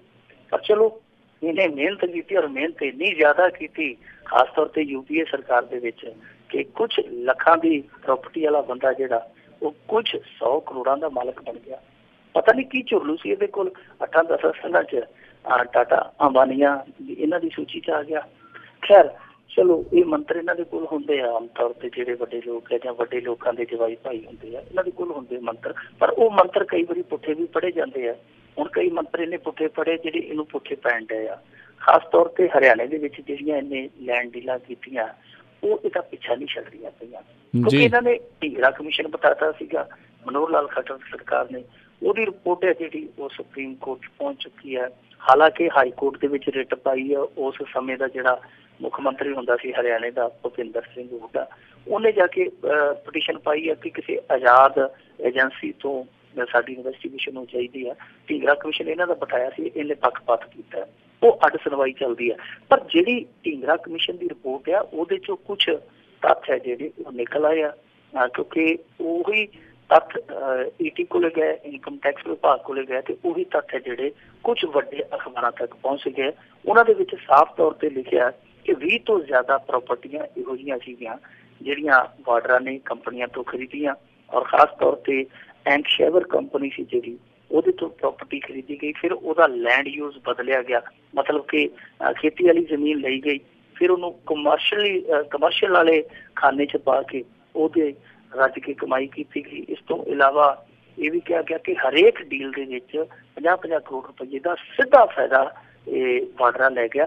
ਸਿਰਫ ਤੇ ਸਿਰਫ ਇੰਨੇ ਸੀ ਕਿ ਇੱਕ ਪਾਸੇ ਉਹ ਖਰੀਦ ਕੇ ਦੂਜੇ ਪਾਸੇ ਇਹਦੇ ਫੜਾਤੀ ਔਰ ਸੁੱਕਾ ਉਹਨੇ 50-50 ਕਰੋੜ ਰੁਪਇਆ ਕਮਾ ਲਿਆ। ਨਾਲ ਹੀ ਉਹਦੀ ਘਰ ਦੀ ਤੇ ਵੀ ਦੋਸ਼ ਲੱਗਦੇ ਪਏ ਆ ਕਿ ਇਸੇ ਹੀ ਇਲਾਕੇ ਦੇ ਵਿੱਚ ਅਮੀਪੁਰ ਦੇ ਵਿੱਚ ਹਰਿਆਣੇ ਦਾ ਇੱਕ ਪਿੰਡ ਆ ਅਮੀਪੁਰ, ਉੱਥੇ ਇਹਨੇ 5 ਕਿੱਲੇ ਜ਼ਮੀਨ ਖਰੀਦੀ ਔਰ ਜ਼ਮੀਨ ਖਰੀਦੀ ਮਹਿਜ਼ 16 ਲੱਖ 'ਚ ਤੇ ਕੁਝ ਸਾਲ ਬਾਅਦ ਉਹੀ ਜ਼ਮੀਨ ਉਸੇ ਹੀ ਭੂ ਮਾਲਕ ਨੂੰ 80 ਲੱਖ 'ਚ ਵੇਚਦੀ। ਉਹ ਬੀਬੀ ਨੂੰ ਸਵਾਲਾਂ ਨੇ ਘੇਰ ਲਿਆ ਤੇ ਉਹ ਬੀਬੀ ਕਹਿੰਦੀ ਕਿ ਦੇਖੋ ਮੈਂ ਰਾਬਰਟ ਵਾਡਰਾ ਦੀ ਕਮਾਈ ਦੇ ਨਾਲ ਇਹ ਜ਼ਮੀਨ ਨਹੀਂ ਸੀ ਖਰੀਦੀ, ਮੇਰੇ ਕੋਲ ਤੇ ਆਪਦੇ ਪੈਸੇ ਸਨ। ਕਿਸੇ ਨੇ ਪੁੱਛਿਆ ਕਿ ਤੇਰੇ ਕੋਲ ਬੀਬੀ ਕਿੱਥੋਂ ਆਏ ਪੈਸੇ, ਤੂੰ ਇਹਦੀ ਜੇਬ ਚੋਂ ਕੱਢ ਕੇ ਪਾਸੇ ਕਰਦੀ ਸੀ ਜਿਹੜੇ ਤੇਰੇ ਕੋਲ ਇੰਨੇ ਪੈਸੇ ਜੁੜ ਗਏ? ਉਹ ਕਹਿੰਦੀ ਨਹੀਂ, ਜਿਹੜੀ ਪ੍ਰਾਪਰਟੀ ਮੇਰੀ ਦਾਦੀ ਨੇ ਮੇਰੇ ਹਿੱਸੇ ਦਿੱਤੀ ਸੀਗੀ ਮੈਂ ਉਹਦਾ ਕਿਰਾਇਆ ਜੋੜ ਕੇ ਇਹ ਸੰਪੱਤੀ ਖਰੀਦੀ ਹੈ। ਹੁਣ ਪਤਾ ਨਹੀਂ ਉਹ ਇੰਦਰਾ ਗਾਂਧੀ ਨੇ ਤਾਜ ਮਹਿਲ ਦਿੱਤਾ ਸੀ ਇਹਨੂੰ ਜਿਹੜਾ ਇੰਨਾ ਕਿਰਾਇਆ ਜੁੜ ਗਿਆ, ਇਹ ਜਾਂਚ ਪੜਤਾਲ ਦਾ ਵਿਸ਼ਾ ਹੈ। ਪਰ ਦੋਵੇਂ ਜੀ ਇਸ ਸਮੇਂ ਸਵਾਲਾਂ ਦੇ ਘੇਰੇ 'ਚ ਦੋਵਾਂ ਵੱਲੋਂ ਸਫਾਈ ਆ ਰਹੀ ਹੈ। ਪਰ ਇਹ ਵਿਵਾਦ ਸਿਰਫ ਇਹਨਾਂ ਲੈਂਡ ਡੀਲਾਂ ਤੱਕ ਹੀ ਨਹੀਂ ਸੀਮਤ। ਇਹਨਾਂ ਦਾ ਇੱਕ ਘਰ ਆ ਸ਼ਿਮਲੇ ਦੇ ਵਿੱਚ ਰਾਜ ਕਰਨਵੀਰ ਸਿੰਘ ਜੀ, ਜਿਹੜਾ 2007 ਦੇ ਵਿੱਚ ਸ਼ੁਰੂ ਕੀਤਾ ਗਿਆ। ਉਹ ਹਾਲੇ ਤੱਕ ਬਣੀ ਜਾਂਦਾ ਪਤਾ ਨਹੀਂ ਕੀ ਉੱਥੇ ਡਾਕ ਬੰਗਲਾ ਬਣਾਉਂਦੇ ਆ, ਹਾਲੇ ਤੱਕ ਵੀ ਤੁਰਿਆ ਜਾਂਦਾ ਕਿਉਂਕਿ 40% ਬਣਿਆ ਤੇ 40% ਬਣਿਆ ਇਹਨੂੰ ਬੀਬੀ ਨੂੰ ਪਸੰਦ ਨਹੀਂ ਆਇਆ, ਪ੍ਰਿਯੰਕਾ ਨੂੰ ਇਹਨੇ ਢਵਾਤਾ, ਫਿਰ ਬਣਨਾ ਸ਼ੁਰੂ ਕਰ ਦਿੱਤਾ। ਜਿੱਥੇ ਉਹ ਬਣਦਾ ਠੀਕ ਉਸੇ ਥਾਂ ਇੱਕ ਬਹੁਤ ਵੱਡੇ ਫੌਜ ਦੇ ਅਧਿਕਾਰੀ ਨੇ ਇਜਾਜ਼ਤ ਮੰਗੀ ਸੀ ਕਿ ਮੈਨੂੰ ਘਰ ਬਣਾਉਣ ਦਿੱਤਾ ਜਾਵੇ। ਉਹਦੀ ਇਜਾਜ਼ਤ ਰਾਸ਼ਟਰਪਤੀ ਤੱਕ ਨੇ ਨਾਮਨਜ਼ੂਰ ਕਰਤੀ ਸੀ, ਪਰ ਇਹਨਾਂ ਨੇ ਉੱਥੇ ਘਰ ਬਣਾਉਣਾ ਸ਼ੁਰੂ ਕਰਤਾ। ਕਿਹਦੀ ਇਜਾਜ਼ਤ ਮਿਲੀ ਇਹਨਾਂ ਨੂੰ ਉਹ ਤਾਂ ਆਪਾਂ ਨੂੰ ਪਤਾ ਹੀ ਆ ਕਿ ਉਹ ਜਿਵੇਂ ਇੱਕ ਮੁਲਕ ਕਿਹਾ ਜਾਂਦਾ ਸੀਗਾ ਕਿ ਜਮੈਕਾ, ਮੁਲਕ ਦਾ ਨਾਂ ਜਮੈਕਾ, ਤੇ ਇਸ ਮੁਲਕ ਨੂੰ ਕਿਹਾ ਜਾਂਦਾ ਸੀ ਇਹ ਜਮਾਈਕਾ, ਇਹ ਜਵਾਈ ਦਾ, ਇੱਥੇ ਜੋ ਮਰਜ਼ੀ ਕਰੀ ਜਾ। ਸੋ ਇਹਨਾਂ ਨੇ ਉੱਥੇ ਘਰ ਜਿਹੜਾ ਆਰੰਭ ਕਰ ਦਿੱਤਾ। ਉਸ ਘਰ ਦੇ ਵਿੱਚੋਂ ਇੱਕ ਹੋਰ ਵਿਵਾਦ ਨਿਕਲਦਾ। ਉਹ ਇਹ ਵਿਵਾਦ ਆ ਕਿ ਆਮ ਬੰਦਾ ਜਾ ਕੇ ਹਿਮਾਚਲ ਦੇ ਵਿੱਚ ਬਾਹਰੀ ਬੰਦਾ ਪ੍ਰਾਪਰਟੀ ਨਹੀਂ ਖਰੀਦ ਸਕਦਾ। ਤੇ ਹੁਣ ਇਹ ਚੀਜ਼ ਨਿਕਲਦੀ ਹੈ ਕਿ ਧਾਰਾ 118 ਦੇ ਵਿੱਚ ਤਾਰ ਢਿੱਲੀ ਕਰਕੇ ਇਹਨੂੰ ਬੀਬੀ ਨੂੰ ਉੱਥੇ ਜ਼ਮੀਨ ਦੀ ਮਾਲਕਣ ਬਣਾਇਆ ਗਿਆ। ਯਾਨੀ ਉਹ ਜਿਹੜੀ ਧਾਰਾ 118 ਉਹਨੂੰ ਤੋੜ ਮਰੋੜ ਦਿੱਤਾ ਗਿਆ ਸਿਰਫ ਇਸ ਕਰਕੇ ਕਿ ਬੀਬੀ ਪ੍ਰਿਯੰਕਾ ਦਾ ਇੱਥੇ ਦੀ ਕੋਈ ਟਿਕਾਣਾ ਬਣ ਜਾਵੇ। ਸੋ ਇਹ ਸਾਰਾ ਕੁਛ ਜਿਹੜਾ ਨਿਕਲ ਕੇ ਆ ਰਿਹਾ ਬਾਹਰ, ਹੁਣ ਬਾਹਰ ਨਿਕਲ ਰਿਹਾ। ਆਉਣ ਵਾਲੇ ਦਿਨਾਂ 'ਚ ਇਹਨਾਂ ਤੇ ਕੀ ਸ਼ਿਕੰਜਾ ਕੱਸਿਆ ਜਾਂਦਾ, ਕੀ ਕਾਰਵਾਈ ਹੁੰਦੀ ਹੈ, ਉਹ ਹੁਣ ਸਮਾਂ ਦੱਸੇਗਾ। ਪਰ ਹਾਲ ਫਿਲਹਾਲ ਇੰਨੇ ਜ਼ਿਆਦਾ ਸਵਾਲ ਆ ਔਰ ਇੰਨੇ ਜ਼ਿਆਦਾ ਸਵਾਲ ਹੈ ਕਿ ਇਹਨਾਂ ਦੇ ਕੋਲ ਉੱਤਰ ਨਹੀਂ। ਸਿਰਫ ਤੇ ਸਿਰਫ ਇੱਕੋ ਉੱਤਰ ਆ, ਨਹੀਂ ਜੀ ਅਸੀਂ ਇਸ ਤਰ੍ਹਾਂ ਨਹੀਂ ਕੀਤਾ, ਨਹੀਂ ਜੀ ਅਸੀਂ ਇਸ ਤਰ੍ਹਾਂ ਨਹੀਂ ਕੀਤਾ। ਔਰ ਜਿਹੜਾ ਇਸ ਤਰ੍ਹਾਂ ਨਹੀਂ ਕੀਤਾ, ਇਸ ਤਰ੍ਹਾਂ ਨਹੀਂ ਕੀਤਾ, ਇਸ ਤਰ੍ਹਾਂ ਉਤਰਾ ਤੇ ਹੋਇਆ। ਔਰ ਇਹ ਇਸ ਤਰ੍ਹਾਂ ਉਤਰਾ ਨੇ ਹੀ ਇੱਥੋਂ ਤੱਕ ਪਹੁੰਚਾਇਆ ਕਿ ਪ੍ਰਿਯੰਕਾ ਗਾਂਧੀ ਹੋ ਸਕਦਾ ਸੀ ਕਾਂਗਰਸ ਦੀ ਡੁੱਬਦੀ ਬੀੜੀ ਮਝਧਾਰ ਚੋਂ ਕੱਢ ਲਈ ਜਾਂਦੀ, ਪਰ ਉਹਦੇ ਨਾਲ ਸੰਦੂਕ 'ਚ ਜਿਹੜਾ ਰਾਬਰਟ ਵਾਡਰਾ ਪਹੁੰਚ ਜਾਂਦਾ ਹਰੇਕ ਥਾਂ ਤੇ, ਨਾਲ ਉਹਦੀਆਂ ਬਦਨਾਮੀਆਂ ਦੇ ਕਿਸੇ ਪਹੁੰਚ ਜਾਂਦੇ। ਉਹਨਾਂ ਨੇ ਪ੍ਰਿਯੰਕਾ ਗਾਂਧੀ ਦਾ ਵੀ ਰਸਤਾ ਰੋਕ ਰੱਖਿਆ। ਇਹ ਗੱਲ ਲੋਹੇ ਤੇ ਲਈ ਗਿਆ। ਜੀ ਜੀ ਜੀ। ਤੇ ਬਾਕੀ ਕੋਈ ਨਹੀਂ, ਇਹਨਾਂ ਨੂੰ ਲੋਹਾ ਭਗਾਉਣਾ ਹੁੰਦਾ। ਲੋਕੀ ਭੁੱਲ ਜਾਂਦੇ ਨੇ ਬਹੁਤ ਕੁਛ ਬੜੀ ਜਲਦੀ। ਲੋਕੀ ਤਾਂ ਕਹਿੰਦੇ ਸੀ ਵੀ ਕਾਂਗਰਸ ਮੁਕਤ ਭਾਰਤ ਕਰਨਾ ਆ, ਪਰ ਇੱਥੇ ਪੰਜਾਬ ਵਾਲਿਆਂ ਨੇ ਆਪਣੇ ਸਿਰੇ ਬਿਠਾਏ ਹੋਏ ਆ। ਅਗਲੀ ਮਿੰਟੂ ਜੀ ਆਪਾਂ ਗੱਲ ਕਰਦੇ ਹਾਂ ਵੀ ਹੁਣ ਕੁਮਾਰ ਵਿਸ਼ਵਾਸ ਦਾ ਪਾਰਟੀ ਤੋਂ ਉੱਠਿਆ ਵਿਸ਼ਵਾਸ ਜੰਮ ਕੇ ਵਧਿਆ ਆ। ਇਹ ਹੌਲੀ ਹੌਲੀ ਤੀਲਾ ਹੋ ਰਿਹਾ ਕੰਮ। ਦੇਖੋ, ਕੁਮਾਰ ਵਿਸ਼ਵਾਸ ਨੂੰ ਇੰਨੀ ਬੇਵਿਸ਼ਵਾਸੀ ਇਸ ਮੌਕੇ ਤੇ ਨਹੀਂ ਸੀ ਦਿਖਾਉਣੀ ਚਾਹੀਦੀ। ਔਖੇ ਵੇਲੇ ਸੱਜਣਾ ਨੂੰ ਨਹੀਂ ਛੱਡੀਦਾ। ਸਿਆਣੇ ਕਹਿੰਦੇ ਆ ਕਿ ਭੀੜ ਪਈ ਤੋਂ ਮਿੱਤਰਾਂ ਨੂੰ ਨਹੀਂ ਛੱਡੀਦਾ। ਪਰ ਕੁਮਾਰ ਵਿਸ਼ਵਾਸ ਨੇ ਵੀ ਬੇਵਿਸ਼ਵਾਸੀ ਹੈ ਜਿਹੜੀ ਉਸ ਸਮੇਂ ਵਿਖਾਈ ਜਦੋਂ ਮਿੱਤਰ ਭੀੜ ਚ ਘਿਰੇ ਪਏ ਸਨ। ਕੁਮਾਰ ਵਿਸ਼ਵਾਸ ਨੇ ਅੱਜ ਇੱਕ ਟੈਲੀਵਿਜ਼ਨ ਨੂੰ ਇੰਟਰਵਿਊ ਦਿੱਤੀ ਤੇ ਫਿਰ ਉਹਨੇ ਦਿਲ ਦੇ ਬੜੇ ਵਲਵਲੇ ਕੱਢੇ। ਇੱਥੋਂ ਤੱਕ ਕਹਿ ਦਿੱਤਾ ਕਿ ਅਰਵਿੰਦ ਕੇਜਰੀਵਾਲ ਸਿਰਫ ਤੇ ਸਿਰਫ ਬੰਦ ਕਮਰੇ 'ਚ ਮੀਟਿੰਗਾਂ ਕਰਕੇ ਫੈਸਲੇ ਲੈ ਲੈਂਦਾ ਸੀ ਤੇ ਉਹਨਾਂ ਫੈਸਲਿਆਂ ਨੇ ਬੇੜਾ ਡੁੱਬ ਦਿੱਤਾ। ਇਹ ਤੋਂ ਵੀ ਅੱਗੇ ਉਹਨੇ ਇਹ ਗੱਲ ਆਖ ਦਿੱਤੀ ਕਿ ਵੋਟਿੰਗ ਮਸ਼ੀਨਾਂ, ਜਿਹੜਾ ਸਵਾਲ ਚੁੱਕਣਾ ਵੋਟਿੰਗ ਮਸ਼ੀਨਾਂ ਤੇ ਗਲਤ ਆ। ਇਹ ਮੁੱਦਾ ਤੇ ਹੋ ਸਕਦਾ ਪਰ ਹਾਰ ਦਾ ਕਾਰਨ ਨਹੀਂ। ਯਾਨੀ ਉਹਦੇ ਕਹਿਣ ਦਾ ਮਤਲਬ ਕਿ ਮੁੱਦਾ ਤੇ ਬਣਾਈ ਫਿਰਨਾ, ਪਰ ਹਾਰ ਦਾ ਕਾਰਨ ਨਹੀਂ। ਅਸਲੀ ਕਾਰਨ ਇਹ ਆਂਦਾ ਕਿ ਆਮ ਲੋਕਾਂ ਤੋਂ ਵਰਕਰਾਂ ਦੀ ਦੂਰੀ ਜਿਹੜੀ ਸੀ ਉਹ ਮੁੱਖ ਕਾਰਨ ਸੀ ਹਾਰ ਦਾ। ਤੇ ਦਿੱਲੀ ਨਗਰ ਨਿਗਮ ਦੀਆਂ ਚੋਣਾਂ ਤੇ ਉਹਨੇ ਇਹ ਕਿਹਾ, ਉਹ ਕਹਿੰਦਾ ਜੀ ਗੋਪਾਲ ਰਾਏ ਨੂੰ ਦਿੱਲੀ ਮਾਮਲਿਆਂ ਦਾ ਇੰਚਾਰਜ ਬਣਾਇਆ ਗਿਆ ਸੀ, ਪਰ ਉਹਨਾਂ ਨਾਲ ਚੋਣਾਂ ਸੰਬੰਧੀ ਕੋਈ ਗੱਲਬਾਤ ਹੀ ਨਹੀਂ ਕੀਤੀ ਗਈ। ਇਹ ਹੁਣ ਇੱਕ ਬਹੁਤ ਵੱਡਾ ਦੋਸ਼ ਆ ਕਿ ਜਿਹੜੇ ਬੰਦੇ ਨੂੰ ਚੋਣਾਂ ਦਾ ਇੰਚਾਰਜ ਬਣਾਇਆ ਗਿਆ ਸੀਗਾ ਉਹਦੇ ਨਾਲ ਚੋਣਾਂ ਸੰਬੰਧੀ ਕਦੇ ਇਹਨਾਂ ਨੇ ਗੱਲ ਹੀ ਨਹੀਂ ਕੀਤੀ। ਇਹ ਹੁਣ ਪਾਰਟੀ ਦੇ ਅੰਦਰੋਂ ਜਿਹੜੇ ਸਾਰੇ ਕੁਛ ਨਿਕਲ ਕੇ ਆਉਂਦੇ ਪਏ ਕਿਸੇ, ਉਹ ਸਾਰਿਆਂ ਨੂੰ ਸੋਚਣ ਲਈ ਮਜਬੂਰ ਕਰਦੇ ਆ। ਨਾਲ ਇਹਨੇ ਸਲਾਹ ਦਿੱਤੀ ਹੈ ਕਿ ਪਾਰਟੀ ਵਿੱਚ ਬਦਲਾਅ ਦੀ ਜ਼ਰੂਰਤ ਆ। ਇਹਨੂੰ ਪੁੱਛਿਆ ਗਿਆ ਕਿ ਕੁਮਾਰ ਵਿਸ਼ਵਾਸ ਜੀ, ਲੱਗਦਾ ਕਿ ਤੁਹਾਡਾ ਜਿਹੜਾ ਵਿਸ਼ਵਾਸ ਹੁਣ ਜ਼ਿਆਦਾ ਭਾਰਤੀ ਜਨਤਾ ਪਾਰਟੀ ਤੇ ਵੱਧਦਾ ਜਾਪਦਾ। ਤੇ ਉਹਨੇ ਆਖਿਆ ਕਿ ਭਾਰਤੀ ਜਨਤਾ ਪਾਰਟੀ 'ਚ ਮੈਂ ਨਹੀਂ ਜਾ ਸਕਦਾ। ਹਾਂ, ਭਾਰਤੀ ਜਨਤਾ ਪਾਰਟੀ ਆਮ ਆਦਮੀ ਪਾਰਟੀ 'ਚ ਮਰਜ਼ ਹੋ ਜਾਵੇ ਫਿਰ ਕੁਛ ਕਹਿ ਨਹੀਂ ਸਕਦਾ, ਆ ਕੇ ਸਾਡੇ ਨਾਲ ਰਲ ਜਾਣ ਫਿਰ ਮੈਂ ਕੁਛ ਕਹਿ ਨਹੀਂ ਸਕਦਾ, ਪਰ ਮੈਂ ਭਾਰਤੀ ਜਨਤਾ ਪਾਰਟੀ 'ਚ ਨਹੀਂ ਜਾਵਾਂਗਾ। ਪਰ ਜਿਸ ਤਰੀਕੇ ਨਾਲ ਕੁਮਾਰ ਵਿਸ਼ਵਾਸ ਨੇ ਬਗਾਵਤ ਕੀਤੀ ਹੈ, ਮੈਂ ਕੱਲ ਵੀ ਕਿਹਾ ਸੀ ਕਿ ਜਿਹੜੀ ਬਗਾਵਤ ਹੁੰਦੀ ਹੈ ਨਾ, ਇਹ ਮੋਮ ਦੇ ਸੰਗਲਾਂ ਨਾਲ ਨਹੀਂ ਰੁਕਦੀ ਜੀ, ਇਹ ਨਿਕਲ ਜਾਂਦੀ ਹੈ। ਔਰ ਫਲਾਦੀ ਪਿੰਜਰਿਆਂ ਦੇ ਵਿੱਚ ਵੀ ਨਹੀਂ ਢੱਕੀ ਜਾਂਦੀ। ਇਹ ਬਗਾਵਤ ਚੀਜ਼ ਵੀ ਐਸੀ ਹੈ। ਸੋ ਉਹ ਬਗਾਵਤ ਜਾਪਦੀ ਸੀ ਕਿ ਹੋਣੀ ਹੈ। ਔਰ ਵੇਖ ਲਓ ਤੁਹਾਡੇ ਸਾਹਮਣੇ ਕਿ ਉਹ ਬਗਾਵਤ ਹੌਲੀ ਹੌਲੀ ਸੜਕਾਂ ਤੱਕ ਆ ਗਈ ਹੈ। ਕੁਮਾਰ ਵਿਸ਼ਵਾਸ ਨੇ ਜਿਹੜਾ ਮੂੰਹ ਖੋਲਿਆ, ਇਹਨੇ ਮੂੰਹ ਵਾਕਿਆ ਲੇਟ ਖੋਲਿਆ। ਦੇਖੋ, ਜੇ ਸਭ ਕੁਛ ਗਲਤ ਕਰਦਾ ਪਿਆ ਸੀ ਅਰਵਿੰਦ ਕੇਜਰੀਵਾਲ, ਤੇ ਤੇਰੇ ਨਾਲੋਂ ਕੋਈ ਵੱਧ ਨੇੜੂ ਨਹੀਂ ਸੀ ਅਰਵਿੰਦ ਕੇਜਰੀਵਾਲ ਦਾ। ਤੂੰ ਉਸ ਸਮੇਂ ਨੂੰ ਗੁੱਟੋਂ ਫੜਦਾ ਕਿ ਭਾਈ ਆ ਕੁਛ ਗਲਤ ਹੁੰਦਾ ਪਿਆ। ਤੂੰ ਉਸ ਸਮੇਂ ਇਹਨਾਂ ਨੂੰ ਰੋਕਦਾ ਜਿੱਥੇ ਤੈਨੂੰ ਜਾਪਦਾ ਸੀ ਗਲਤ ਹੁੰਦਾ। ਹੁਣ ਅੱਜ ਇਹਨੇ ਕਿਹਾ, ਕਹਿੰਦਾ ਜੀ ਜਿਹੜੀਆਂ ਪੰਜਾਬ ਦੇ ਵਿੱਚ ਟਿਕਟਾਂ ਵੰਡੀਆਂ ਸਨ ਉਹ ਵੀ ਕਹਿੰਦਾ ਟਿਕਟਾਂ ਗਲਤ ਵੰਡੀਆਂ, ਔਰ ਇਹਨਾਂ ਨੇ ਅਕਾਲੀਆਂ ਨੂੰ ਟਿਕਟਾਂ ਦਿੱਤੀਆਂ। ਹੁਣ ਜਿਸ ਦਿਨ ਇੱਥੋਂ ਪੰਜਾਬ ਦੇ ਵਲੰਟੀਅਰ ਤੁਹਾਡੇ ਦਹਿਲੀਜ਼ਾਂ ਤੇ ਜਾ ਕੇ ਗੋਡੇ ਰਗੜਦੇ ਪਏ ਸਨ, ਸਾਡੇ ਤੇ ਪੰਜਾਬ ਨੂੰ ਬਚਾਓ, ਟਿਕਟਾਂ ਗਲਤ ਵੰਡੀ ਜਾਂਦੇ ਆ, ਦੁਰਗੇਸ਼ ਸੰਜੇ ਹੋਰੀ ਜਿਹੜੇ ਬੋਲੀ ਲਾਈ ਜਾਂਦੇ ਆ, ਕਿੰਨੇ ਦੋਸ਼ ਲੱਗਦੇ ਸਨ। ਉਦੋਂ ਕੁਮਾਰ ਵਿਸ਼ਵਾਸ ਨੇ ਕਿਸੇ ਦਾ ਯਕੀਨ ਨਹੀਂ ਕੀਤਾ, ਕਿਸੇ ਦਾ ਵਿਸ਼ਵਾਸ ਨਹੀਂ ਕੀਤਾ, ਜਿੱਧਰ ਪੰਜਾਬ ਵਾਲੇ ਜਾ ਕੇ ਰੋਂਦੇ ਸੀ। ਅੱਜ ਉਹ ਇਸ ਚੀਜ਼ ਨੂੰ ਤਸਦੀਕ ਕਰਦਾ ਹੈ ਕਿ ਜੀ ਨਹੀਂ, ਜਿਹੜੀਆਂ ਪੰਜਾਬ 'ਚ ਟਿਕਟਾਂ ਵੰਡੀਆਂ ਗਈਆਂ ਉਹਨਾਂ ਦੇ ਵਿੱਚ ਬਹੁਤ ਸਾਰੀਆਂ ਟਿਕਟਾਂ ਗਲਤ ਸਨ। ਸੋ ਇਹ ਟਾਈਮਿੰਗ ਨੂੰ ਲੈ ਕੇ ਆਪਣੇ ਆਪ ਤੇ ਵੀ ਸਵਾਲ ਖੜੇ ਕਰੀ ਜਾਂਦੇ ਆ ਕਿ ਹੁਣ ਤੁਸੀਂ ਕਿਉਂ ਬੋਲਦੇ ਹੋ, ਜਦੋਂ ਵਲੰਟੀਅਰ ਸਾਰੇ ਦੁਖੀ ਹੋ ਕੇ ਪਿੱਟਦੇ ਪਏ ਸਨ, ਮੱਥਾ ਕੁੱਟਦੇ ਪਏ ਸਨ ਕਿ ਇੱਥੋਂ ਤੁਸੀਂ ਉਜੜ ਜਾਓਗੇ, ਇੱਥੋਂ ਤੁਸੀਂ ਬਰਬਾਦ ਹੋ ਜਾਓਗੇ, ਜਿੱਤੀ ਬਾਜੀ ਹਾਰ ਜਾਓਗੇ, ਉਦੋਂ ਤੇ ਤੁਹਾਡੇ ਚੋਂ ਕੋਈ ਨਹੀਂ ਬੋਲਿਆ। ਅੱਜ ਜਦੋਂ ਸਮਾਂ ਚੁੱਪ ਰਹਿਣ ਦਾ ਸੀ, ਅੱਜ ਇਹਨਾਂ ਨੇ ਬੋਲਣਾ ਸ਼ੁਰੂ ਕਰ ਦਿੱਤਾ। ਸੋ ਕੁਮਾਰ ਵਿਸ਼ਵਾਸ ਦਾ ਬੋਲਣਾ ਠੀਕ ਆ, ਉਹਦੀ ਨਿਗਾਹ 'ਚ ਉਹ ਸੱਚ ਬੋਲਦਾ ਪਿਆ, ਪਰ ਹਾਲ ਜੋ ਇਸ ਸਮੇਂ ਨਤੀਜਿਆਂ ਤੋਂ ਬਾਅਦ ਪਾਰਟੀ ਜਿਸ ਸਥਿਤੀ 'ਚ, ਜਿਸ ਹਾਲਤ ਦੇ ਵਿੱਚ ਲੰਘਦੀ ਪਈ ਹੈ, ਇਹਦੇ ਨਾਲੋਂ ਚੰਗਾ ਸੀ ਉਹ ਬੋਲਦਾ ਜਾ ਕੇ ਪਾਰਟੀ ਦੀ ਮੀਟਿੰਗ 'ਚ, ਔਰ ਜਿੱਥੇ ਜਿੱਥੇ ਬਦਲਾਅ ਦੀ ਜ਼ਰੂਰਤ ਸੀ, ਜਿੱਥੇ ਜਿੱਥੇ ਗਲਤੀਆਂ ਹੋਈਆਂ, ਉਹ ਸਾਰੀਆਂ ਚੀਜ਼ਾਂ ਨੂੰ ਉੱਥੇ ਜਾ ਕੇ ਵਿੱਚ ਰੱਖਦਾ। ਜੇ ਉਹਦੇ ਬੋਲੇ ਤੇ ਕੋਈ ਅਸਰ ਨਹੀਂ ਸੀ ਕਰਦਾ ਤੇ ਫਿਰ ਉਹ ਪ੍ਰੈਸ ਕਾਨਫਰੰਸ ਕਰਦਾ, ਫਿਰ ਬਕਾਇਦਾ ਆ ਕੇ ਲੋਕਾਂ ਦੇ ਵਿੱਚ ਗੱਲ ਕਹਿੰਦਾ ਕਿ ਆਹ ਗਲਤੀਆਂ ਇਹਨਾਂ ਨੇ ਪਹਿਲਾਂ ਕੀਤੀਆਂ, ਜੇ ਇਹਨਾਂ ਨੂੰ ਸੁਧਾਰ ਲਈ ਕਿਹਾ ਤੇ ਇਹ ਉਸ ਪਾਸੇ ਨਹੀਂ ਆਏ, ਆਹ ਇਹਨਾਂ ਦੀ ਕਰਤੂਤ ਹੈ। ਸੋ ਉਹਨੇ ਜੋ ਬੋਲਣ ਦਾ ਮੰਚ ਚੁਣਿਆ ਮੀਡੀਆ ਦੇ ਵਿੱਚ ਜਾ ਕੇ, ਮੇਰੇ ਖਿਆਲ ਦੇ ਨਾਲ ਉਹ ਮੰਚ ਗਲਤ ਸੀ। ਇਹ ਮੰਚ ਹੋਣਾ ਚਾਹੀਦਾ ਸੀ ਇਹਨਾਂ ਦੀ ਪਾਰਟੀ ਦਾ ਜਿਹੜਾ ਮੀਟਿੰਗ ਹਾਲ ਆ, ਉਹ ਬਿਹਤਰ ਸੀ ਇਹਨਾਂ ਲਈ। ਪਰ ਹੁਣ ਕੀ ਕਰੀਏ, ਇਹ ਤੁਰ ਪਏ ਆ, ਜਿਸ ਰਾਹ ਨੂੰ ਇਹ ਤੁਰ ਪਏ ਆ ਉੱਥੋਂ ਇਹ ਮੁੜਦੇ ਨਜ਼ਰ ਨਹੀਂ ਆਉਂਦੇ। ਲੱਗਦਾ ਹੈ ਕਿ ਹੁਣ ਗਾਂ ਦੀ ਗਾਂ ਖਿਸਕਦੇ ਜਾਣਗੇ। ਜੀ ਜੀ ਜੀ। ਇੱਕ ਅਗਲੀ ਗੱਲ ਕਰੀਏ ਵੀ ਇੱਕ ਸਕੂਲ ਦਾ ਵਿਵਾਦਿਤ ਫਰਮਾਨ ਜੋ ਕਿ ਕਟਿੰਗ ਕਰਾਓ ਤੇ ਸ਼ਾਕਾਹਾਰੀ ਬਣ ਜਾਓ। ਦੇਖੋ ਜੀ, ਬੋਗਰੀ ਜੇ ਫਰਮਾਨ ਆਉਂਦੇ ਪਏ ਆ, ਡਰ ਲੱਗਦਾ ਕਿਤੇ ਇਹੋ ਜਿਹਾ ਕੋਈ ਫਰਮਾਨ ਨਾ ਆ ਜਾਵੇ ਕਿ ਭਾਈ ਦਿਨ ਦੇ ਵਿੱਚ ਤੁਹਾਨੂੰ 4 ਘੰਟੇ ਟੈਲੀਵਿਜ਼ਨ ਤੇ ਰਾਮ ਤੇ ਮੰਦਰ, ਹਿੰਦੂ ਮੁਸਲਮਾਨ, ਇਹਦੀ ਬਹਿਸ ਸੁਣਨੀ ਜ਼ਰੂਰੀ ਹੈ। ਫਿਰ ਤੁਹਾਨੂੰ ਇੰਨਾ ਚਿਰ ਗਾਇਤਰੀ ਮੰਤਰ ਪੜ੍ਹਨੇ ਉਹ ਲਾਜ਼ਮੀ ਹੈ। ਜੇ ਤੁਹਾਡੇ ਘਰ ਦੇ ਵਿੱਚ ਗਾਂ ਨਹੀਂ ਹੈ ਤੇ ਕਿਸੇ ਗੁਆਂਢੀ ਦੇ ਘਰੇ ਜਾਓ, ਉਹ ਗਾਂ ਨੂੰ ਧੂਪ ਬੱਤੀ ਕਰਨੀ ਬਹੁਤ ਜ਼ਰੂਰੀ ਹੈ।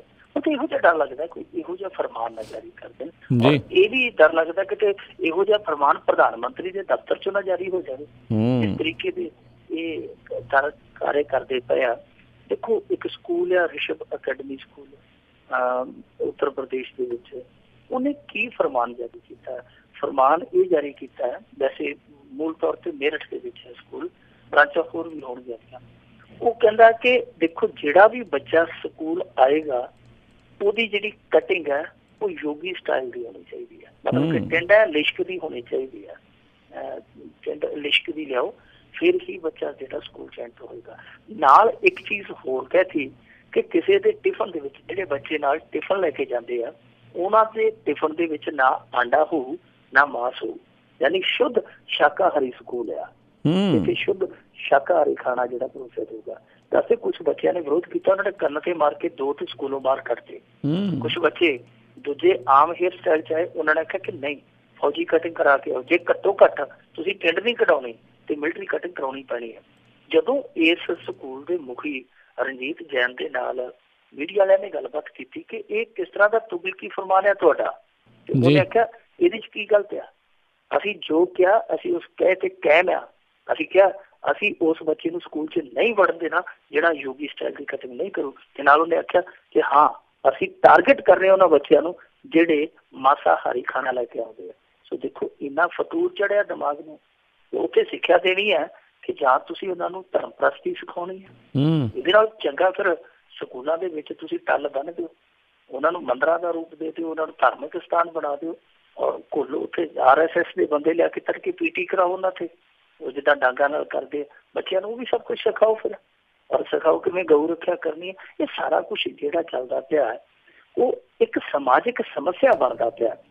ਦੇਖੋ, ਅੱਜ ਇੱਕ ਖਬਰ ਆਈ ਇਸੇ ਹੀ ਜ਼ਿਲ੍ਹੇ ਦੇ ਨਾਲ ਦੇ ਜ਼ਿਲ੍ਹੇ ਦੇ ਵਿੱਚੋਂ ਕਿ ਇੱਕ ਉੱਥੇ ਬਰਾਤ ਆਈ, ਇੱਕ ਪਿੰਡ ਦੇ ਵਿੱਚ ਬਰਾਤ ਆਈ। ਬਰਾਤ ਨੇ ਆ ਕੇ ਖਾਣਾ ਬਣਾਉਣਾ ਸ਼ੁਰੂ ਕਰ ਦਿੱਤਾ ਤੇ ਜਦੋਂ ਖਾਣਾ ਖਾਂਦੇ ਉਹਨਾਂ ਨੇ ਥੋੜਾ ਜਿਹਾ ਖਾਣਾ ਮੁਕਾ ਲਿਆ। ਉਹ ਕਹਿੰਦੇ ਜੀ ਜਿਹੜੀ ਚੀਜ਼ ਨੂੰ ਅਸੀਂ ਦੇਖਦੇ ਪਏ ਹਾਂ ਉਹ ਤੁਸੀਂ ਲਿਆਉਂਦੇ ਕਿਉਂ ਨਹੀਂ? ਉਹਨਾਂ ਕਹਿੰਦੇ ਕੀ ਚਾਹੀਦਾ, ਸਾਰਾ ਕੁਛ ਤੇ ਅਸੀਂ ਬਣਾ ਕੇ ਲਿਆਂਦਾ, ਤੁਹਾਡੇ ਸਾਹਮਣੇ ਪਰੋਸਿਆ। ਉਹ ਕਹਿੰਦੇ ਨਹੀਂ, ਇਸ ਤਰ੍ਹਾਂ ਨਹੀਂ ਗੱਲ ਬਣਦੀ, ਜਿਹੜਾ ਸਮਾਨ ਸਾਨੂੰ ਚਾਹੀਦਾ। ਉਹ ਕਹਿੰਦੇ ਕੀ? ਉਹ ਕਹਿੰਦਾ ਬੀਫ। ਮੀਟ ਨਹੀਂ ਲਿਆਂਦਾ। ਤੁਹਾਨੂੰ ਪਤਾ ਨਹੀਂ, ਤੁਸੀਂ ਇਸ ਸਮੇਂ ਯੋਗੀ ਰਾਜ ਦੇ ਵਿੱਚ ਬੈਠੇ ਹੋ, ਮੀਟ ਪਾਲਦੇ ਇੱਥੇ, ਤੇ ਮੀਟ ਦਾ ਨਾਂ ਲੈਣ ਲੱਗਿਆ ਵੀ ਤਰੇਲੀਆਂ ਆਉਂਦੀਆਂ। ਉਹਨਾਂ ਕਹਿੰਦਾ ਚੰਗਾ ਤੁਸੀਂ ਯੋਗੀ ਰਾਜ ਦੇ ਵਿੱਚ ਰਹਿੰਦੇ ਹੋ, ਤੁਹਾਨੂੰ ਯੋਗੀ ਰਾਜ ਨੂੰ ਆਖੋ ਤੁਹਾਡੀ ਕੁੜੀ ਦਾ ਉਹ ਕਿਤੇ ਰਿਸ਼ਤਾ ਕਰੇ, ਅਸੀਂ ਤੇ ਨਹੀਂ ਲੈ ਕੇ ਜਾਂਦੇ। ਬਰਾਤ ਬੜੇ ਪੈਰ ਤੇ ਉੱਥੋਂ ਮੁੜ ਗਈ, ਬਰਾਤ ਮੁੜ ਗਈ। ਜਦੋਂ ਬਰਾਤ ਮੁੜ ਗਈ ਕੁੜੀ ਵਾਲਿਆਂ ਦੀ ਬੜੀ ਹੇਠੀ ਹੋਈ। ਕੁੜੀ ਵਾਲਿਆਂ ਨੇ ਬਹੁਤ ਮਿੰਨਤਾਂ ਕੀਤੀਆਂ ਕਿ ਸਾਡਾ ਕੀ ਦੋਸ਼ ਆ, ਕਸੂਰ ਤੇ ਯੋਗੀ ਦਾ। ਉਹ ਕਹਿੰਦੇ ਜੀ ਤੁਸੀਂ ਜਾ ਕੇ ਯੋਗੀ ਨਾਲ ਗੱਲ ਕਰੋ, ਅਸੀਂ ਥੋੜ੍ਹੀ ਹੁਣ ਯੋਗੀ ਨੂੰ ਕਿਹਾ ਸੀ ਇਹਨੂੰ ਮੁੱਖ ਮੰਤਰੀ ਬਣਾ ਦਿਓ। ਸੋ ਉਹ ਬਰਾਤ ਮੁੜ ਗਈ, ਖੜੇ ਪੈਰ ਕੁੜੀ ਵਾਲਿਆਂ ਨੂੰ ਇੱਕ ਰਿਸ਼ਤੇਦਾਰ ਦੇ ਮੁੰਡੇ ਨਾਲ ਕੁੜੀ ਤੋਰਨੀ ਪਈ। ਸੋ ਇਸ ਤਰ੍ਹਾਂ ਦੀਆਂ ਸਮੱਸਿਆਵਾਂ ਜਿਹੜੀਆਂ ਉਹ ਉੱਥੇ ਸਮਾਜਿਕ ਸਮੱਸਿਆਵਾਂ ਬਣਦੀਆਂ ਪਈਆਂ, ਜਿਨ੍ਹਾਂ ਦਾ ਹੱਲ ਕਰਨਾ ਚਾਹੀਦਾ। ਕੁਝ ਚੰਗੇ ਕੰਮ ਵੀ ਕਰਨ ਡਿਆ ਯੋਗੀ, ਉਹਨੇ ਪੈਟਰੋਲ ਪੰਪਾਂ ਤੇ ਛਾਪੇ ਪਵਾਏ ਆ, ਹੋਰ ਕਈ ਵਿਭਾਗਾਂ ਦੇ ਵਿੱਚ ਉਹਨੇ ਤਾਰਾਂ ਕੱਸੀਆਂ, ਇੱਥੋਂ ਤੱਕ ਕਿਹਾ ਅਫਸਰਾਂ ਨੂੰ ਕਿ ਲੈਂਡਲਾਈਨ ਫੋਨ ਤੇ ਅਸੀਂ ਤੁਹਾਨੂੰ ਕਿਸੇ ਵੇਲੇ ਵੀ ਕਾਲ ਕਰ ਸਕਦੇ ਹਾਂ, ਤੜਕੇ 9 ਤੋਂ ਲੈ ਕੇ 5 ਵਜੇ ਤੱਕ ਜਿਹੜਾ ਤੁਹਾਡਾ ਦਫ਼ਤਰ ਦਾ ਟਾਈਮ ਆ, ਕਿਸੇ ਸਮੇਂ ਵੀ ਤੁਹਾਨੂੰ ਕਾਲ ਆ ਸਕਦੀ। ਤੇ ਜਿਹੜਾ ਨਹੀਂ ਤੇ ਫਿਰ ਉਹਦੇ ਲਈ ਦਫ਼ਤਰ 'ਚ ਐਂਟਰੀ ਵੀ ਨਹੀਂ ਕਰੀ ਜਾਊ। ਸੋ ਇਹੋ ਜਿਹੀਆਂ ਚੀਜ਼ਾਂ ਚੰਗੀਆਂ ਵੀ ਕਰਦਾ ਪਿਆ, ਪਰ ਉਹਨੂੰ ਆਹ ਚੀਜ਼ਾਂ ਵੇਖਣੀਆਂ ਚਾਹੀਦੀਆਂ ਜਿਹੜੀਆਂ ਕਿ ਇਸ ਸਮਾਜ ਦੇ ਵਿੱਚ ਪਾੜਾ ਹੀ ਨਹੀਂ ਪਾ ਰਹੀਆਂ, ਇਸ ਸਮਾਜ ਦੇ ਵਿੱਚ ਖੜੋਤ ਵੀ ਲਿਆ ਰਹੀਆਂ। ਇਹ ਚੀਜ਼ਾਂ ਨੂੰ ਰੋਕਣ ਦੀ ਜ਼ਰੂਰਤ ਆ। ਜੀ ਜੀ। ਤੇ ਮਿੰਟੂ ਜੀ ਫਿਰ ਫਰਕ ਤਾਂ ਲੱਗਦਾ ਨਹੀਂ ਆ, ਜਿਹੜੇ ਉਸ ਟਾਈਮ ਦੇ ਉੱਤੇ ਮੁਗਲ ਆਏ ਸੀਗੇ ਉਹ ਧੱਕੇ ਦੇ ਨਾਲ ਜਿਹੜੇ ਇਸਲਾਮ ਕਬੂਲ ਕਰਵਾਉਣ ਲੱਗੇ ਸੀ, ਹੁਣ ਇੱਥੇ ਵੀ ਸਾਰਿਆਂ ਦੇ ਉੱਤੇ ਬਹੁਤ ਧੱਕਾ ਜਿਹੜਾ ਆ ਹੋ ਰਿਹਾ ਹੈ। ਨਹੀਂ ਦੇਖੋ ਰਾਜ ਕਰਨਵੀਰ ਸਿੰਘ ਜੀ, ਜੇ ਇਸ ਤਰ੍ਹਾਂ ਦਾ ਧੱਕਾ ਕਰਨਗੇ ਤੇ ਉਹ ਵੀ ਤੇ ਲੋਕਾਂ ਨੇ ਧੱਕ ਹੀ ਦਿੱਤੇ ਨਾ ਬਾਅਦ ਦੇ ਵਿੱਚ। ਉਹ ਕਿਹੜੇ ਇੱਥੇ ਬੈਠੇ ਆ, ਗਰਦਨਾਂ ਕੱਟ ਕੱਟ ਕੇ ਆਪਦੀਆਂ ਹੀ ਇੱਕ ਦੂਜੇ ਦੀਆਂ ਮਰ ਗਏ। ਬਾਅਦ ਦੇ ਵਿੱਚ ਰਾਜ ਦੂਜਿਆਂ ਨੇ ਆ ਕੇ ਸਾਂਭਿਆ, ਉਹ ਵੀ ਇੱਥੋਂ ਚਲੇ ਗਏ। ਧੱਕਾ ਸਾਮਰਾਜੀਆਂ ਨੇ ਵੀ ਕੀਤਾ, ਉਹ ਵੀ ਇੱਥੋਂ ਗਏ ਬ੍ਰਿਟੇਨ ਵਾਲੇ। ਜੇ ਧੱਕਾ ਕਰਨਗੇ ਤੇ ਲੋਕ ਇਹਨਾਂ ਨੂੰ ਵੀ ਧੱਕ ਦੇਣਗੇ। ਇਹ ਅਸਲ 'ਚ ਇਸ ਦੇਸ਼ ਦੀ ਜਿਹੜੀ ਬੁਨਿਆਦ ਆ ਉਹ ਸੈਕੂਲਰਿਜ਼ਮ ਜਿਹਨੂੰ ਕਹਿ ਦਿੰਦੇ ਆਪਾਂ, ਧਰਮ ਨਿਰਪੇਖਤਾ, ਉਹਦੇ ਆਧਾਰ ਤੇ ਆ। ਜਿਹੜੇ ਇੱਥੇ ਮੁਸਲਮਾਨ ਵਸੇ ਸਨ, ਜਿਹੜੇ ਮੁਸਲਮਾਨ ਉਧਰ ਨਹੀਂ ਗਏ, ਉਹਨਾਂ ਨੇ ਇਸ ਦੇਸ਼ ਤੇ ਇਹੀ ਸੋਚ ਕੇ ਭਰੋਸਾ ਕੀਤਾ ਸੀ ਕਿ ਇਹ ਦੇਸ਼ ਧਰਮ ਨਿਰਪੇਖ ਰਹੇਗਾ, ਇੱਥੇ ਸਾਡੇ ਹੱਕ ਅਧਿਕਾਰ, ਸਾਡੀ ਬਰੋਬਰਤਾ ਜਿਹੜੀ ਸੁਰੱਖਿਅਤ ਰਹੇਗੀ। ਜੇ ਉਹਨਾਂ ਨੂੰ ਅਸੁਰੱਖਿਅਤ ਮਹਿਸੂਸ ਹੁੰਦੀ, ਘੱਟ ਗਿਣਤੀ ਵਾਲੇ ਖੌਫ 'ਚ ਜਾਣਗੇ। ਹੌਲੀ ਹੌਲੀ ਇਹ ਜ਼ਰੂਰੀ ਨਹੀਂ ਕਿ ਇਹਨਾਂ ਦਾ ਸਾਰਾ ਹਿੰਦੂਤਾ ਜਿੰਨਾ ਉਹ ਸਾਰਾ ਇਹਨਾਂ ਦਾ ਸਾਥ ਦੇਊਗਾ। ਹੌਲੀ ਹੌਲੀ ਉਹ ਲੋਕ ਵੀ ਇਹਨਾਂ ਦੇ ਉਲਟ ਹੋ ਜਾਣਗੇ। ਇਹ ਉਬਾਲਾ ਜ਼ਰੂਰ ਆ, ਇਹ ਇੱਕ ਵਾਰੀ ਸਮੇਂ ਦਾ ਉਛਾਲਾ ਜ਼ਰੂਰ ਹੈ। ਇਹਨਾਂ ਨੂੰ ਲੱਗਦਾ ਕਿ ਫਤਿਹ ਸਾਡੇ ਪੈਰ ਚੋਂ ਮਿਲੂਗੀ ਜਲਦੀ, ਪਰ ਇੰਨਾ ਰਾਹ ਸੁਖਾਲਾ ਨਹੀਂ। ਇਸ ਦੇਸ਼ ਦੇ ਵਿੱਚ ਬਹੁਤ ਵੱਡੇ ਮਹਾਰਥੀ ਜ਼ੋਰ ਲਾਤੇ ਆ। ਇੱਥੇ ਈਮਾਨ ਹੈ ਜਿਹੜਾ, ਧਰਮ ਹੈ ਜਿਹੜਾ, ਔਰ ਅਕਾਦਤ ਹੈ ਜਿਹੜੀ, ਉਹ ਕਦੇ ਵੀ ਡੋਲੀ ਨਹੀਂ, ਬਲਕਿ ਉਹ ਸਮੇਂ ਤੇ ਫਕੀਰੀ ਵੀ ਫਿਰ ਜਿਹੜੀ ਬਗਾਵਤ ਕਰਕੇ ਉਹ ਤਲਵਾਰ ਲੈ ਕੇ ਖੜ ਜਾਂਦੀ ਹੈ। ਜੀ ਮਿੰਟੂ ਜੀ, ਆਪਾਂ ਇੱਥੇ ਇੱਕ ਛੋਟੀ ਜਿਹੀ ਬ੍ਰੇਕ ਲਵਾਂਗੇ। ਕੁਝ ਕੁ ਸਵਾਲ ਆਪਣੇ ਬਾਕੀ ਆ, ਉਸ ਬ੍ਰੇਕ ਤੋਂ ਬਾਅਦ ਦੇ ਵਿੱਚ ਪੂਰੇ ਕਰਕੇ ਫਿਰ ਆਪਾਂ ਸਰੋਤਿਆਂ ਦੀਆਂ ਜਿਹੜੀਆਂ ਕਾਲਸ ਲੈਣੀਆਂ ਉਹ ਆਪਾਂ ਸ਼ੁਰੂ ਕਰਾਂਗੇ। ਮਿਲਦੇ ਹਾਂ ਆਪਣੇ ਸਰੋਤਿਆਂ ਨੂੰ ਇੱਕ ਛੋਟੀ ਜਿਹੀ ਕਮਰਸ਼ੀਅਲ ਬ੍ਰੇਕ ਤੋਂ ਬਾਅਦ ਜੀ।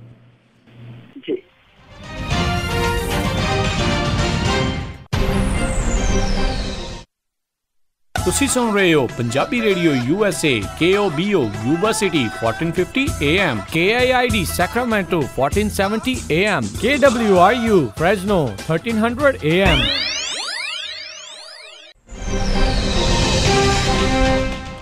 ਪੰਜਾਬੀ ਰੇਡੀਓ USA ਸੁਣ ਰਹੇ ਸਾਰੇ ਹਿਮਾਨਯੋਗ ਅਤੇ ਸਤਿਕਾਰ ਸਰੋਤਿਆਂ ਨੂੰ ਇੱਕ ਵਾਰੀ ਫਿਰ ਨਿੱਘੀ ਜੀ ਆਇਆਂ ਨੂੰ ਇੱਕ ਵਾਰੀ ਸਵਾਗਤ ਕਰਦੇ ਹਾਂ ਸਭ ਦਾ ਪ੍ਰੋਗਰਾਮ ਖਬਰ ਤੇ ਨਜ਼ਰ ਦੇ ਵਿੱਚ। ਤੇ ਜੁੜੇ ਹੋਏ ਨੇ ਆਪਣੇ ਨਾਲ ਮਿੰਟੂ ਜੀ ਜੀ ਆਇਆਂ ਨੂੰ ਪਿਆਰ ਭਰੀ ਸਤਿ ਸ਼੍ਰੀ ਅਕਾਲ ਜੀ ਇੱਕ ਵਾਰੀ ਫਿਰ ਜੀ। ਤੇ ਆਪਾਂ ਅਗਲੀ ਗੱਲਬਾਤ ਦੇ ਵੱਲ ਮਿੰਟੂ ਜੀ ਵੱਧਦੇ ਹਾਂ ਵੀ ਸੁਖਬੀਰ ਬਾਦਲ ਦੀ ਘੁਰਕੀ ਤੋਂ ਬਾਅਦ ਅਕਾਲੀ ਸਰਪੰਚ ਦੇ ਕਾਤਲਾਂ ਤੋਂ ਚੋਂ ਜਿਹੜਾ ਮੁੱਖ ਨਾਮਜ਼ਦ ਮੁਲਜ਼ਮ ਜਿਹੜਾ ਗ੍ਰਿਫਤਾਰ। ਦੇਖੋ ਕੁਛ ਦਿਨ ਪਹਿਲਾਂ ਅਟਾਰੀ ਲਾਗੇ ਚੇਤ ਸਿੰਘ ਵਾਲਾ ਪਿੰਡ ਦੇ ਵਿੱਚ ਮੁੰਡਾ ਮਰ ਗਿਆ ਤੇ 33 ਕੁ ਸਾਲ ਦੀ ਉਮਰ ਸੀ ਉਹਦੀ। ਅਕਾਲੀ ਸਰਪੰਚ ਸੀ ਪਿੰਡ ਦਾ। ਦੱਸਦੇ ਆ ਕਿ ਉਹਨਾਂ ਦੀ ਆਪਸ ਦੇ ਵਿੱਚ ਦਖਲਬਾਜ਼ੀ ਚਲੀ ਜਾਂਦੀ ਸੀ ਪਾਰਟੀਬਾਜ਼ੀ ਤੋਂ। ਮੁੱਦਾ ਇੱਥੋਂ ਤੱਕ ਚਲੇ ਗਿਆ ਕਿ ਬਹਿਸ ਬਸਾਈ ਤੇ ਹੱਥੋਂ ਪਾਈ ਤੱਕ ਜਾ ਪਹੁੰਚੇ। ਹੱਥੋਂ ਪਾਈ 'ਚ ਗੱਲ ਇੱਥੋਂ ਤੱਕ ਗਈ ਕਿ ਉਹ ਮੁੰਡਾ ਜਾਨ ਨੂੰ ਚਲੇ ਗਿਆ। ਹੁਣ ਬਾਅਦ ਦੇ ਵਿੱਚ ਕੀ ਹੋਇਆ ਕਿ ਤੁਹਾਨੂੰ ਪਤਾ ਜਿਸ ਦੇ ਕਾਜੀ ਉਸਦੀ ਬਾਜੀ, ਕਿ ਜਿਹਦੇ ਕਾਜੀ ਹੈ ਉਹਦੀ ਬਾਜੀ ਹੁੰਦੀ ਹੈ। ਉਹਨਾਂ ਨੂੰ ਕੋਈ ਹੱਥ ਨਹੀਂ ਸੀ ਪਾ ਰਿਹਾ। ਫਿਰ ਸੁਖਬੀਰ ਸਿੰਘ ਬਾਦਲ ਪਰਸੋਂ ਉੱਥੇ ਗਿਆ, ਜਾ ਕੇ ਉਹਨੇ ਉਹਨਾਂ ਦੇ ਨਾਲ ਦੁੱਖ ਸਾਂਝਾ ਕੀਤਾ। ਇਕੱਲਾ ਦੁੱਖ ਸਾਂਝਾ ਨਹੀਂ ਕੀਤਾ, ਨਾਲ ਇਹਨਾਂ ਨੂੰ ਕੁਰਕੀ ਵੀ ਦਿੱਤੀ ਆ ਕਿ ਭਾਈ ਜਿਹੜਾ ਕੁਛ ਤੁਸੀਂ ਕਰਦੇ ਪਏ ਹੋ ਇਹ ਗਲਤ ਆ। ਇੱਥੋਂ ਤੱਕ ਉਹਨੇ ਆਖਿਆ ਕਿ ਪੁਲਿਸ ਦਾ ਰਾਜਸੀਕਰਨ ਹੋ ਗਿਆ। ਜਦੋਂ ਇਹੋ ਜਿਹੀਆਂ ਗੱਲਾਂ ਕਰਦਾ ਸੁਖਬੀਰ ਸਿੰਘ ਬਾਦਲ, ਉਦੋਂ ਵੱਖੀਆਂ ਥਾਂ ਹਾਸਾ ਆ ਜਾਂਦਾ ਕਿ ਰਾਜਸੀਕਰਨ ਹੋ ਗਿਆ। ਸਗੋਂ ਮੈਂ ਕਿਹਾ ਇਹਨਾਂ ਨੂੰ ਤੇ ਖੁਸ਼ ਹੋਣਾ ਚਾਹੀਦਾ ਤੇ ਤੁਹਾਡੀਆਂ ਨੀਤੀਆਂ ਨੂੰ ਸਗੋਂ ਅੱਗੇ ਤੋਂ ਗਾਂਹ ਤੋਰਦੇ ਪਏ ਆ। ਤੁਸੀਂ ਕਹਿੰਦੇ ਕੋਈ ਪੁਲਿਸ ਦਾ ਰਾਜਸੀਕਰਨ ਹੋ ਗਿਆ, ਪਰ ਜਿਸ ਤਰੀਕੇ ਦੇ ਨਾਲ ਸੁਖਬੀਰ ਸਿੰਘ ਬਾਦਲ ਨੇ ਉੱਥੇ ਇਹਨਾਂ ਨੂੰ ਲਤਾੜਿਆ ਤੇ ਲਲਕਾਰਿਆ, ਉਹਦੇ ਤੋਂ ਪੁਲਿਸ ਦੀ ਜਾਗ ਖੁੱਲ ਗਈ। ਪੁਲਿਸ ਨੂੰ ਪਤਾ ਕਿ ਇਹ ਭੰਮੀਰੀ ਘੁੰਮਦੀ ਹੈ, ਇਹਦਾ ਇੱਕ ਪਾਸਾ ਦੂਜੇ ਪਾਸੇ ਕਦੋਂ ਆ ਜਾਣਾ ਉਹ ਇਹਨਾਂ ਤੋਂ ਬਿਹਤਰ ਕੋਈ ਨਹੀਂ ਜਾਣਦਾ। ਸੋ ਇਹਨਾਂ ਨੇ ਅੱਜ ਉਸ ਕੇਸ ਦੇ ਵਿੱਚ ਜਿਹੜਾ ਮੁੱਖ ਮੁਲਜ਼ਮ ਸੀਗਾ ਸੁਖਦੇਵ ਸਿੰਘ, ਉਹਨੂੰ ਗ੍ਰਿਫਤਾਰ ਕਰਕੇ ਪ੍ਰੈਸ ਦੇ ਪੇਸ਼ ਵੀ ਕਰ ਦਿੱਤਾ। ਹਾਲਾਂਕਿ ਸੁਖਦੇਵ ਸਿੰਘ ਨੇ ਦੋਸ਼ਾਂ ਤੋਂ ਇਨਕਾਰ ਕੀਤਾ। ਉਹ ਕਹਿੰਦਾ ਜੀ ਕਿ ਸਾਡੀ ਕੋਈ ਬਹੁਤ ਹੀ ਵੱਡੀ ਲਾਗ ਡਾਟ ਨਹੀਂ ਸੀ, ਮਸਲਾ ਸਿਰਫ ਤੇ ਸਿਰਫ ਗ੍ਰੰਥੀ ਨੂੰ ਲੈ ਕੇ ਸੀ, ਗੁਰਦੁਆਰੇ ਦਾ ਜਿਹੜਾ ਗ੍ਰੰਥੀ ਸੀ ਉਹਨੂੰ ਰੱਖਣ ਨੂੰ ਲੈ ਕੇ ਸੀਗਾ। ਤੇ ਗੁਰਪਿੰਦਰ ਨੇ ਮੈਨੂੰ ਫੋਨ ਕਰਕੇ ਸੱਦਿਆ ਸੀ, ਬਾਅਦ ਚ ਮੇਰੇ ਨਾਲ ਕੁੱਟਮਾਰ ਕੀਤੀ, ਬਾਅਦ ਚ ਜਦੋਂ ਝਗੜਾ ਵੱਧ ਗਿਆ ਤੇ ਉਹ ਆਪਣੇ ਆਪ ਹੀ ਬੇਹੋਸ਼ ਹੋ ਗਿਆ। ਸੋ ਉਹਨੇ ਆਪਣੀ ਸਫਾਈ ਪੇਸ਼ ਕੀਤੀ ਹੈ। ਪਰ ਇਸ ਚੀਜ਼ ਤੋਂ ਅਸੀਂ ਜੇ ਪਾਸੇ ਹਟ ਕੇ ਦੇਖੀਏ, ਸੁਖਬੀਰ ਸਿੰਘ ਬਾਦਲ ਦੇ ਜਿਸ ਤਰ੍ਹਾਂ ਦੇ ਡਰਾਵੇ ਨੇ ਕੰਮ ਕੀਤਾ ਹੈ, ਉਹ ਤੋਂ ਕੁਛ ਨਾ ਕੁਛ ਆਮ ਆਦਮੀ ਪਾਰਟੀ ਵਾਲਿਆਂ ਨੂੰ ਸਿੱਖਣ ਦੀ ਜ਼ਰੂਰਤ ਆ। ਦੇਖੋ ਗੁਰਪ੍ਰੀਤ ਸਿੰਘ ਵੜੈਚ ਅੱਜ ਕੀ ਕਹਿਣ ਡਿਆ ਸੀ, ਗੁਰਪ੍ਰੀਤ ਸਿੰਘ ਵੜੈਚ ਜਿਹੜਾ ਹੁਣ ਫਿਰ ਦੁਬਾਰਾ ਘੁੱਗੀ ਬਣ ਗਿਆ, ਉਹ ਕਹਿੰਦਾ ਜੀ ਕਿ ਸਾਨੂੰ ਦਿਸ਼ਾ ਨਿਰਦੇਸ਼ ਹੀ ਨਹੀਂ ਉੱਤੋਂ ਦੇ ਰਹੇ ਕਿ ਅਸੀਂ ਲੋਕਾਂ ਦੇ ਵਿੱਚ ਜਾਈਏ, ਵਲੰਟੀਅਰਸ ਦੇ ਵਿੱਚ ਮਾਯੂਸੀ ਬੜੀ ਹੈ। ਹੁਣ ਦੇਖੋ ਉਹ ਲੋਕਾਂ ਦੇ ਵਿੱਚ ਜਾਣ ਲਈ ਵੀ ਉੱਤੋਂ ਹਰੀ ਝੰਡੀ ਫਿਰਦੇ ਆ ਕਿ ਕਦੋਂ ਹਰੀ ਝੰਡੀ ਦੇਣ, ਕਦੋਂ ਅਸੀਂ ਆਪਦਾ ਯੱਕਾ ਤੋਰੀਏ ਤੇ ਲੋਕਾਂ ਦੇ ਵਿੱਚ ਜਾਈਏ। ਤੇ ਸੁਖਬੀਰ ਸਿੰਘ ਬਾਦਲ ਜਿੱਥੇ ਵੀ ਉਹਦੇ ਕਿਸੇ ਵਰਕਰ ਨਾਲ ਇਸ ਤਰ੍ਹਾਂ ਦਾ ਹੁੰਦਾ, ਕੋਈ ਵੀ ਧੱਕਾ ਹੁੰਦਾ, ਉਹ ਉੱਥੇ ਆਪ ਹੀ ਚਲੇ ਜਾਂਦਾ, ਜਿਹੜਾ ਪਲਾਇਆ ਤੋਂ ਚਲਾ ਜਾਂਦਾ। ਲੰਬੀ ਦੇ ਵਿੱਚ ਜੇ ਉਹ ਬਜ਼ੁਰਗ ਮਰ ਗਿਆ ਜਿਹੜਾ ਪੁਲਿਸ ਦੀ ਰੇਡ ਦੇ ਵਿੱਚ ਦਿਲ ਦੇ ਦੌਰੇ ਦਾ ਸ਼ਿਕਾਰ ਹੋ ਗਿਆ, ਉਹਦੇ ਘਰ 'ਚ ਜਾ ਕੇ ਬੈਠੇ ਰਹੇ ਪਿਓ ਪੁੱਤਰ। ਜਿੱਥੇ ਵੀ ਮਰਗ ਹੁੰਦੀ ਉੱਥੇ ਚਲੇ ਜਾਂਦੇ ਆ। ਆਮ ਆਦਮੀ ਪਾਰਟੀ ਨੂੰ ਇਹਨਾਂ ਤੋਂ ਸਿੱਖਣਾ ਚਾਹੀਦਾ ਹੈ ਕਿ ਦੇਖੋ ਜਾ ਕੇ ਨਾ ਸਿਰਫ ਉਹ ਪੀੜਤ ਪਰਿਵਾਰਾਂ ਦੇ ਨਾਲ ਹਮਦਰਦੀ ਜਤਾ ਰਹੇ ਆ, ਉਹ ਜਿਹੜੇ ਉਸ ਇਲਾਕੇ ਦੇ ਇਹਨਾਂ ਦੇ ਵਰਕਰ ਚੁੱਪ ਕਰਕੇ ਘਰੇ ਬਹਿ ਗਏ ਆ ਸ਼ਹਿ ਕੇ ਕੋਈ ਪਤਾ ਨਹੀਂ ਕੀ ਹੋ ਜਾਣਾ ਕਾਂਗਰਸ ਸਰਕਾਰ ਹੈ, ਉਹਨਾਂ ਦੇ ਹੌਸਲੇ ਵੀ ਬੁਲੰਦ ਕਰਦਾ ਪਿਆ।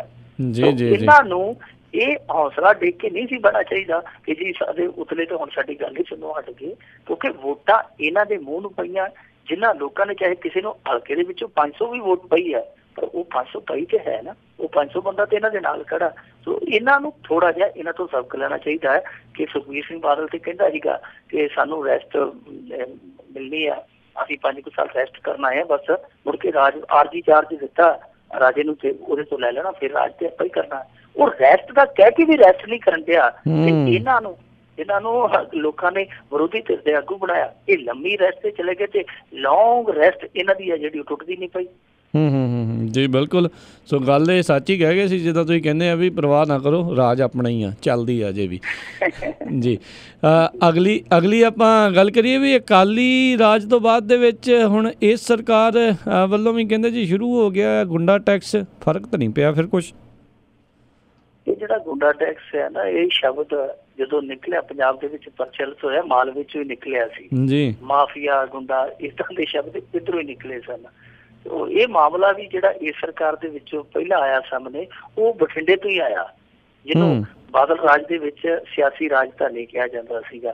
ਅਸਲ ਦੇ ਵਿੱਚ ਇਲੈਕਸ਼ਨ ਤੋਂ ਪਹਿਲਾਂ ਇੱਥੇ ਬੜਾ ਰੌਲਾ ਰੱਪਾ ਪਿਆ। ਇੱਥੇ ਰਾਜ ਕਰਨਵੀਰ ਸਿੰਘ ਜੀ ਬਠਿੰਡੇ ਦੇ ਬਾਹਰ 20 ਕਿਲੋਮੀਟਰ ਸਾਈਡ ਤੇ ਨਾ ਰਾਮਾ ਮੰਡੀ ਹੈ ਜਿਹੜੇ ਪਾਸੇ, ਉੱਥੇ ਰਿਫਾਈਨਰੀ ਹੈ, ਬਹੁਤ ਤਗੜੀ ਰਿਫਾਈਨਰੀ ਆ। ਉਸ ਰਿਫਾਈਨਰੀ ਦੇ ਵਿੱਚ ਸਾਡੇ ਪੰਜਾਬੀ ਬਹੁਤ ਸਾਰੇ ਛੋਟੀਆਂ ਮੋਟੀਆਂ ਟਰਾਂਸਪੋਰਟਾਂ ਬਣਾ ਕੇ ਕੰਮ ਕਰਦੇ ਢੋਆਈ ਦਾ ਜੀ। ਉਹਨਾਂ ਨੇ ਪਿਛਲੀ ਵਾਰੀ ਜਦੋਂ ਇਲੈਕਸ਼ਨ ਤੋਂ ਪਹਿਲਾਂ ਇਹ ਰੌਲਾ ਪਾਇਆ ਸੀ ਤੇ ਸਾਰੇ ਹੈਰਾਨ ਹੋ ਗਏ ਸੀ। ਉਹਨਾਂ ਨੇ ਪ੍ਰਧਾਨ ਮੰਤਰੀ ਦੇ ਦਫ਼ਤਰ ਤੱਕ ਪਹੁੰਚ ਕੀਤੀ ਸੀ, ਕਿਉਂਕਿ ਰਿਫਾਈਨਰੀ ਹੈ ਜਿਹੜੀ ਕੇਂਦਰ ਦੇ ਮੰਤਰਾਲੇ ਦੇ ਅਧੀਨ ਆ। ਉਹਨਾਂ ਨੇ ਉੱਥੋਂ ਤੱਕ ਸ਼ਿਕਾਇਤ ਕੀਤੀ ਸੀ ਕਿ ਇੱਥੇ ਇੱਕ ਮਾਫੀਆ ਬੈਠਾ ਹੈ, ਜਦੋਂ ਵੀ ਅਸੀਂ ਟਰੱਕ ਖਾਲੀ ਕਰਕੇ ਬਾਹਰ ਨਿਕਲਦੇ ਹਾਂ ਤੇ ਉਹ ਲੈ ਕੇ ਡਾਂਗ ਅੱਗੇ ਖੜ ਜਾਂਦਾ ਕਿ ਲਿਆਓ ਕਟਾਓ ਪਰਚੀ। ਹੁਣ ਜੇ ਕੋਈ ਪਰਚੀ ਨਹੀਂ ਕਟਾਉਂਦਾ ਤੇ ਉਹਨੂੰ ਮੁੜ ਕੇ ਪਰਚਾ ਕਟਾਉਣਾ ਪੈਂਦਾ, ਕੋਈ ਕਟਾਪਾ ਹੀ ਇੰਨਾ ਚਾੜਦੇ ਆ। ਸੋ ਮੁੜ ਕੇ ਪਰਚੀ ਹੋਣਾ ਪੈਂਦਾ। ਉਹਦੇ ਨਾਲ ਚੰਗਾ ਕਿ ਪਰਚੀ ਕਟਾ ਲੈਂਦਾ ਬੰਦਾ ਬਣ ਕੇ। ਸੋ ਉਹ ਜਦੋਂ ਸਰਕਾਰ ਬਦਲੀ, ਹਾਲਾਂਕਿ ਉਦੋਂ ਬੜਾ ਰੌਲਾ ਪਿਆ, ਟਿਕਟਕਾ ਜਿਹਾ ਹੋ ਗਿਆ। ਉਹਨਾਂ ਨੇ ਦੋਸ਼ ਲਾਇਆ ਸੀ ਕਿ ਹਲਕਾ ਇੰਚਾਰਜ ਹੈ ਜਿਹੜਾ ਉਹ ਵੀ ਹਲਕਾ ਹੋਇਆ ਫਿਰਦਾ, ਉਹਨੇ ਇੱਥੇ ਬੰਦੇ ਰੱਖੇ, ਲਟੈਤ ਰੱਖੇ ਆ। ਉਹ ਬਾਅਦ ਦੇ ਵਿੱਚ ਪ੍ਰਧਾਨ ਮੰਤਰੀ ਦੇ ਦਫ਼ਤਰ ਤੱਕ ਜਦੋਂ ਗੱਲ ਗਈ, ਚਲੀ DC ਨੂੰ ਦਖਲ ਅੰਦਾਜ਼ੀ ਕਰਨੀ ਪਈ, ਉਹ ਮੁੱਦਾ ਤੈਅ ਗਿਆ ਸੀ। ਉੱਤੋਂ ਇਲੈਕਸ਼ਨ ਆ ਗਿਆ। ਹੁਣ ਇਲੈਕਸ਼ਨ ਤੋਂ ਬਾਅਦ ਸਰਕਾਰ ਬਦਲ ਗਈ पर वो ट्रांसपोर्टर जिहड़े छोटे मोटे बेचारे आपदे किसी कोल 1 ट्रक है, किसी कोल 2 ट्रक है, इस तरह अपना रोजी रोटी का आर पार करी बैठे आ, उन्हां दे भाग नहीं बदले सरकार बदलण दे नाल। हुण कल एक प्रैस कानफ्रेंस की एक ट्रांसपोर्टर ने, उन्हें बठिंडे दे विच प्रैस कानफ्रेंस करके कहा कि जिहड़े बंदे पिछली वारी अकाली सरकार दे नाल मिल के इत्थों गुंडा टैक्स इकट्ठा करते रहे, उही बंदे हुण कांग्रेसियां नाल जा रहे हैं, ते जाग उन्हां दे कोल उही है ते शिकार उन्हां दे उही है। उन्हें ट्रांसपोर्टर ने दस्सिया कि कल मेरा ड्राइवर रिफाइनरी चों ट्रक खाली करके बाहर निकलिया ते लठैता ने घेर लिया, कहते 10,000 की पर्ची कटा। ते वो ड्राइवर मात्र कोल 10,000 है नहीं, उन्हें कहा मैं पर्ची काहदे नाल कटावां, ते उस ड्राइवर का ट्रक खो के नुक्कर च लाता। कहते कोई गल नहीं, जो 10,000 रुपया लै जाएगा, 10,000 रुपया लैएगा तो ट्रक लै जाएगा। सो इहो जी हालत बनी पई है कि गुंडा टैक्स चिट्टे दिन। और जिहड़ा कैप्टन अमरिंदर सिंह सब तो बड़ा नारा ही ये लाउंदा सीगा कि असीं माफिया नहीं रहन देना, असीं गुंडा नहीं रहन देना, गैंगस्टर नहीं रहन देना। वो इन्हां सारियां चीज़ां तो हारिया जा जापदा, हारिया जे इस करके कि जदों इहदा MLA ये गल कहंदा कि जी देखो जे साडा बंदा कोई थाणेओ खाली मुड़ गया ते असीं ओहदी थां ते तुहानूं ढा लेना बकरे वांगू, ते जाके कोई कैप्टन नूं शिकायत करदा कि कैप्टन साहब आ गल आ, तुहाडा बंदा ते आ गल आखण डिया, ते अगों कहंदा कि जी देखो जट्टां दी माते इहो जी हुंदी है। हुण मुख मंत्री अगों इहो जिहा जवाब देवे, इहदा मतलब है कि जां ते ओह लापरवाह है ते जां इन्हां दे अगे लिखदा इन्हां ताकतां दे अगे। दोवां ही सूरतां दे विच नुकसान कैप्टन सरकार दा है। ये हुण सिर चुकन लग पे आ। महीना को जिहड़े इस तरह के बंदे होंदे, समगलर होए, बदमाश होए, वो जदों सरकार बदलदी है जां थाणेदार बदलदा है, महीना को वो शुरू हो जाते हैं। उस तो बाद फिर वेख लेंदे आला दुआला कि इहदे पल्ले इन्ने कु दाने ही है, वो फिर आपका काम कर शुरू कर देंगे। हुण उन्होंने काम शुरू कर दिता है।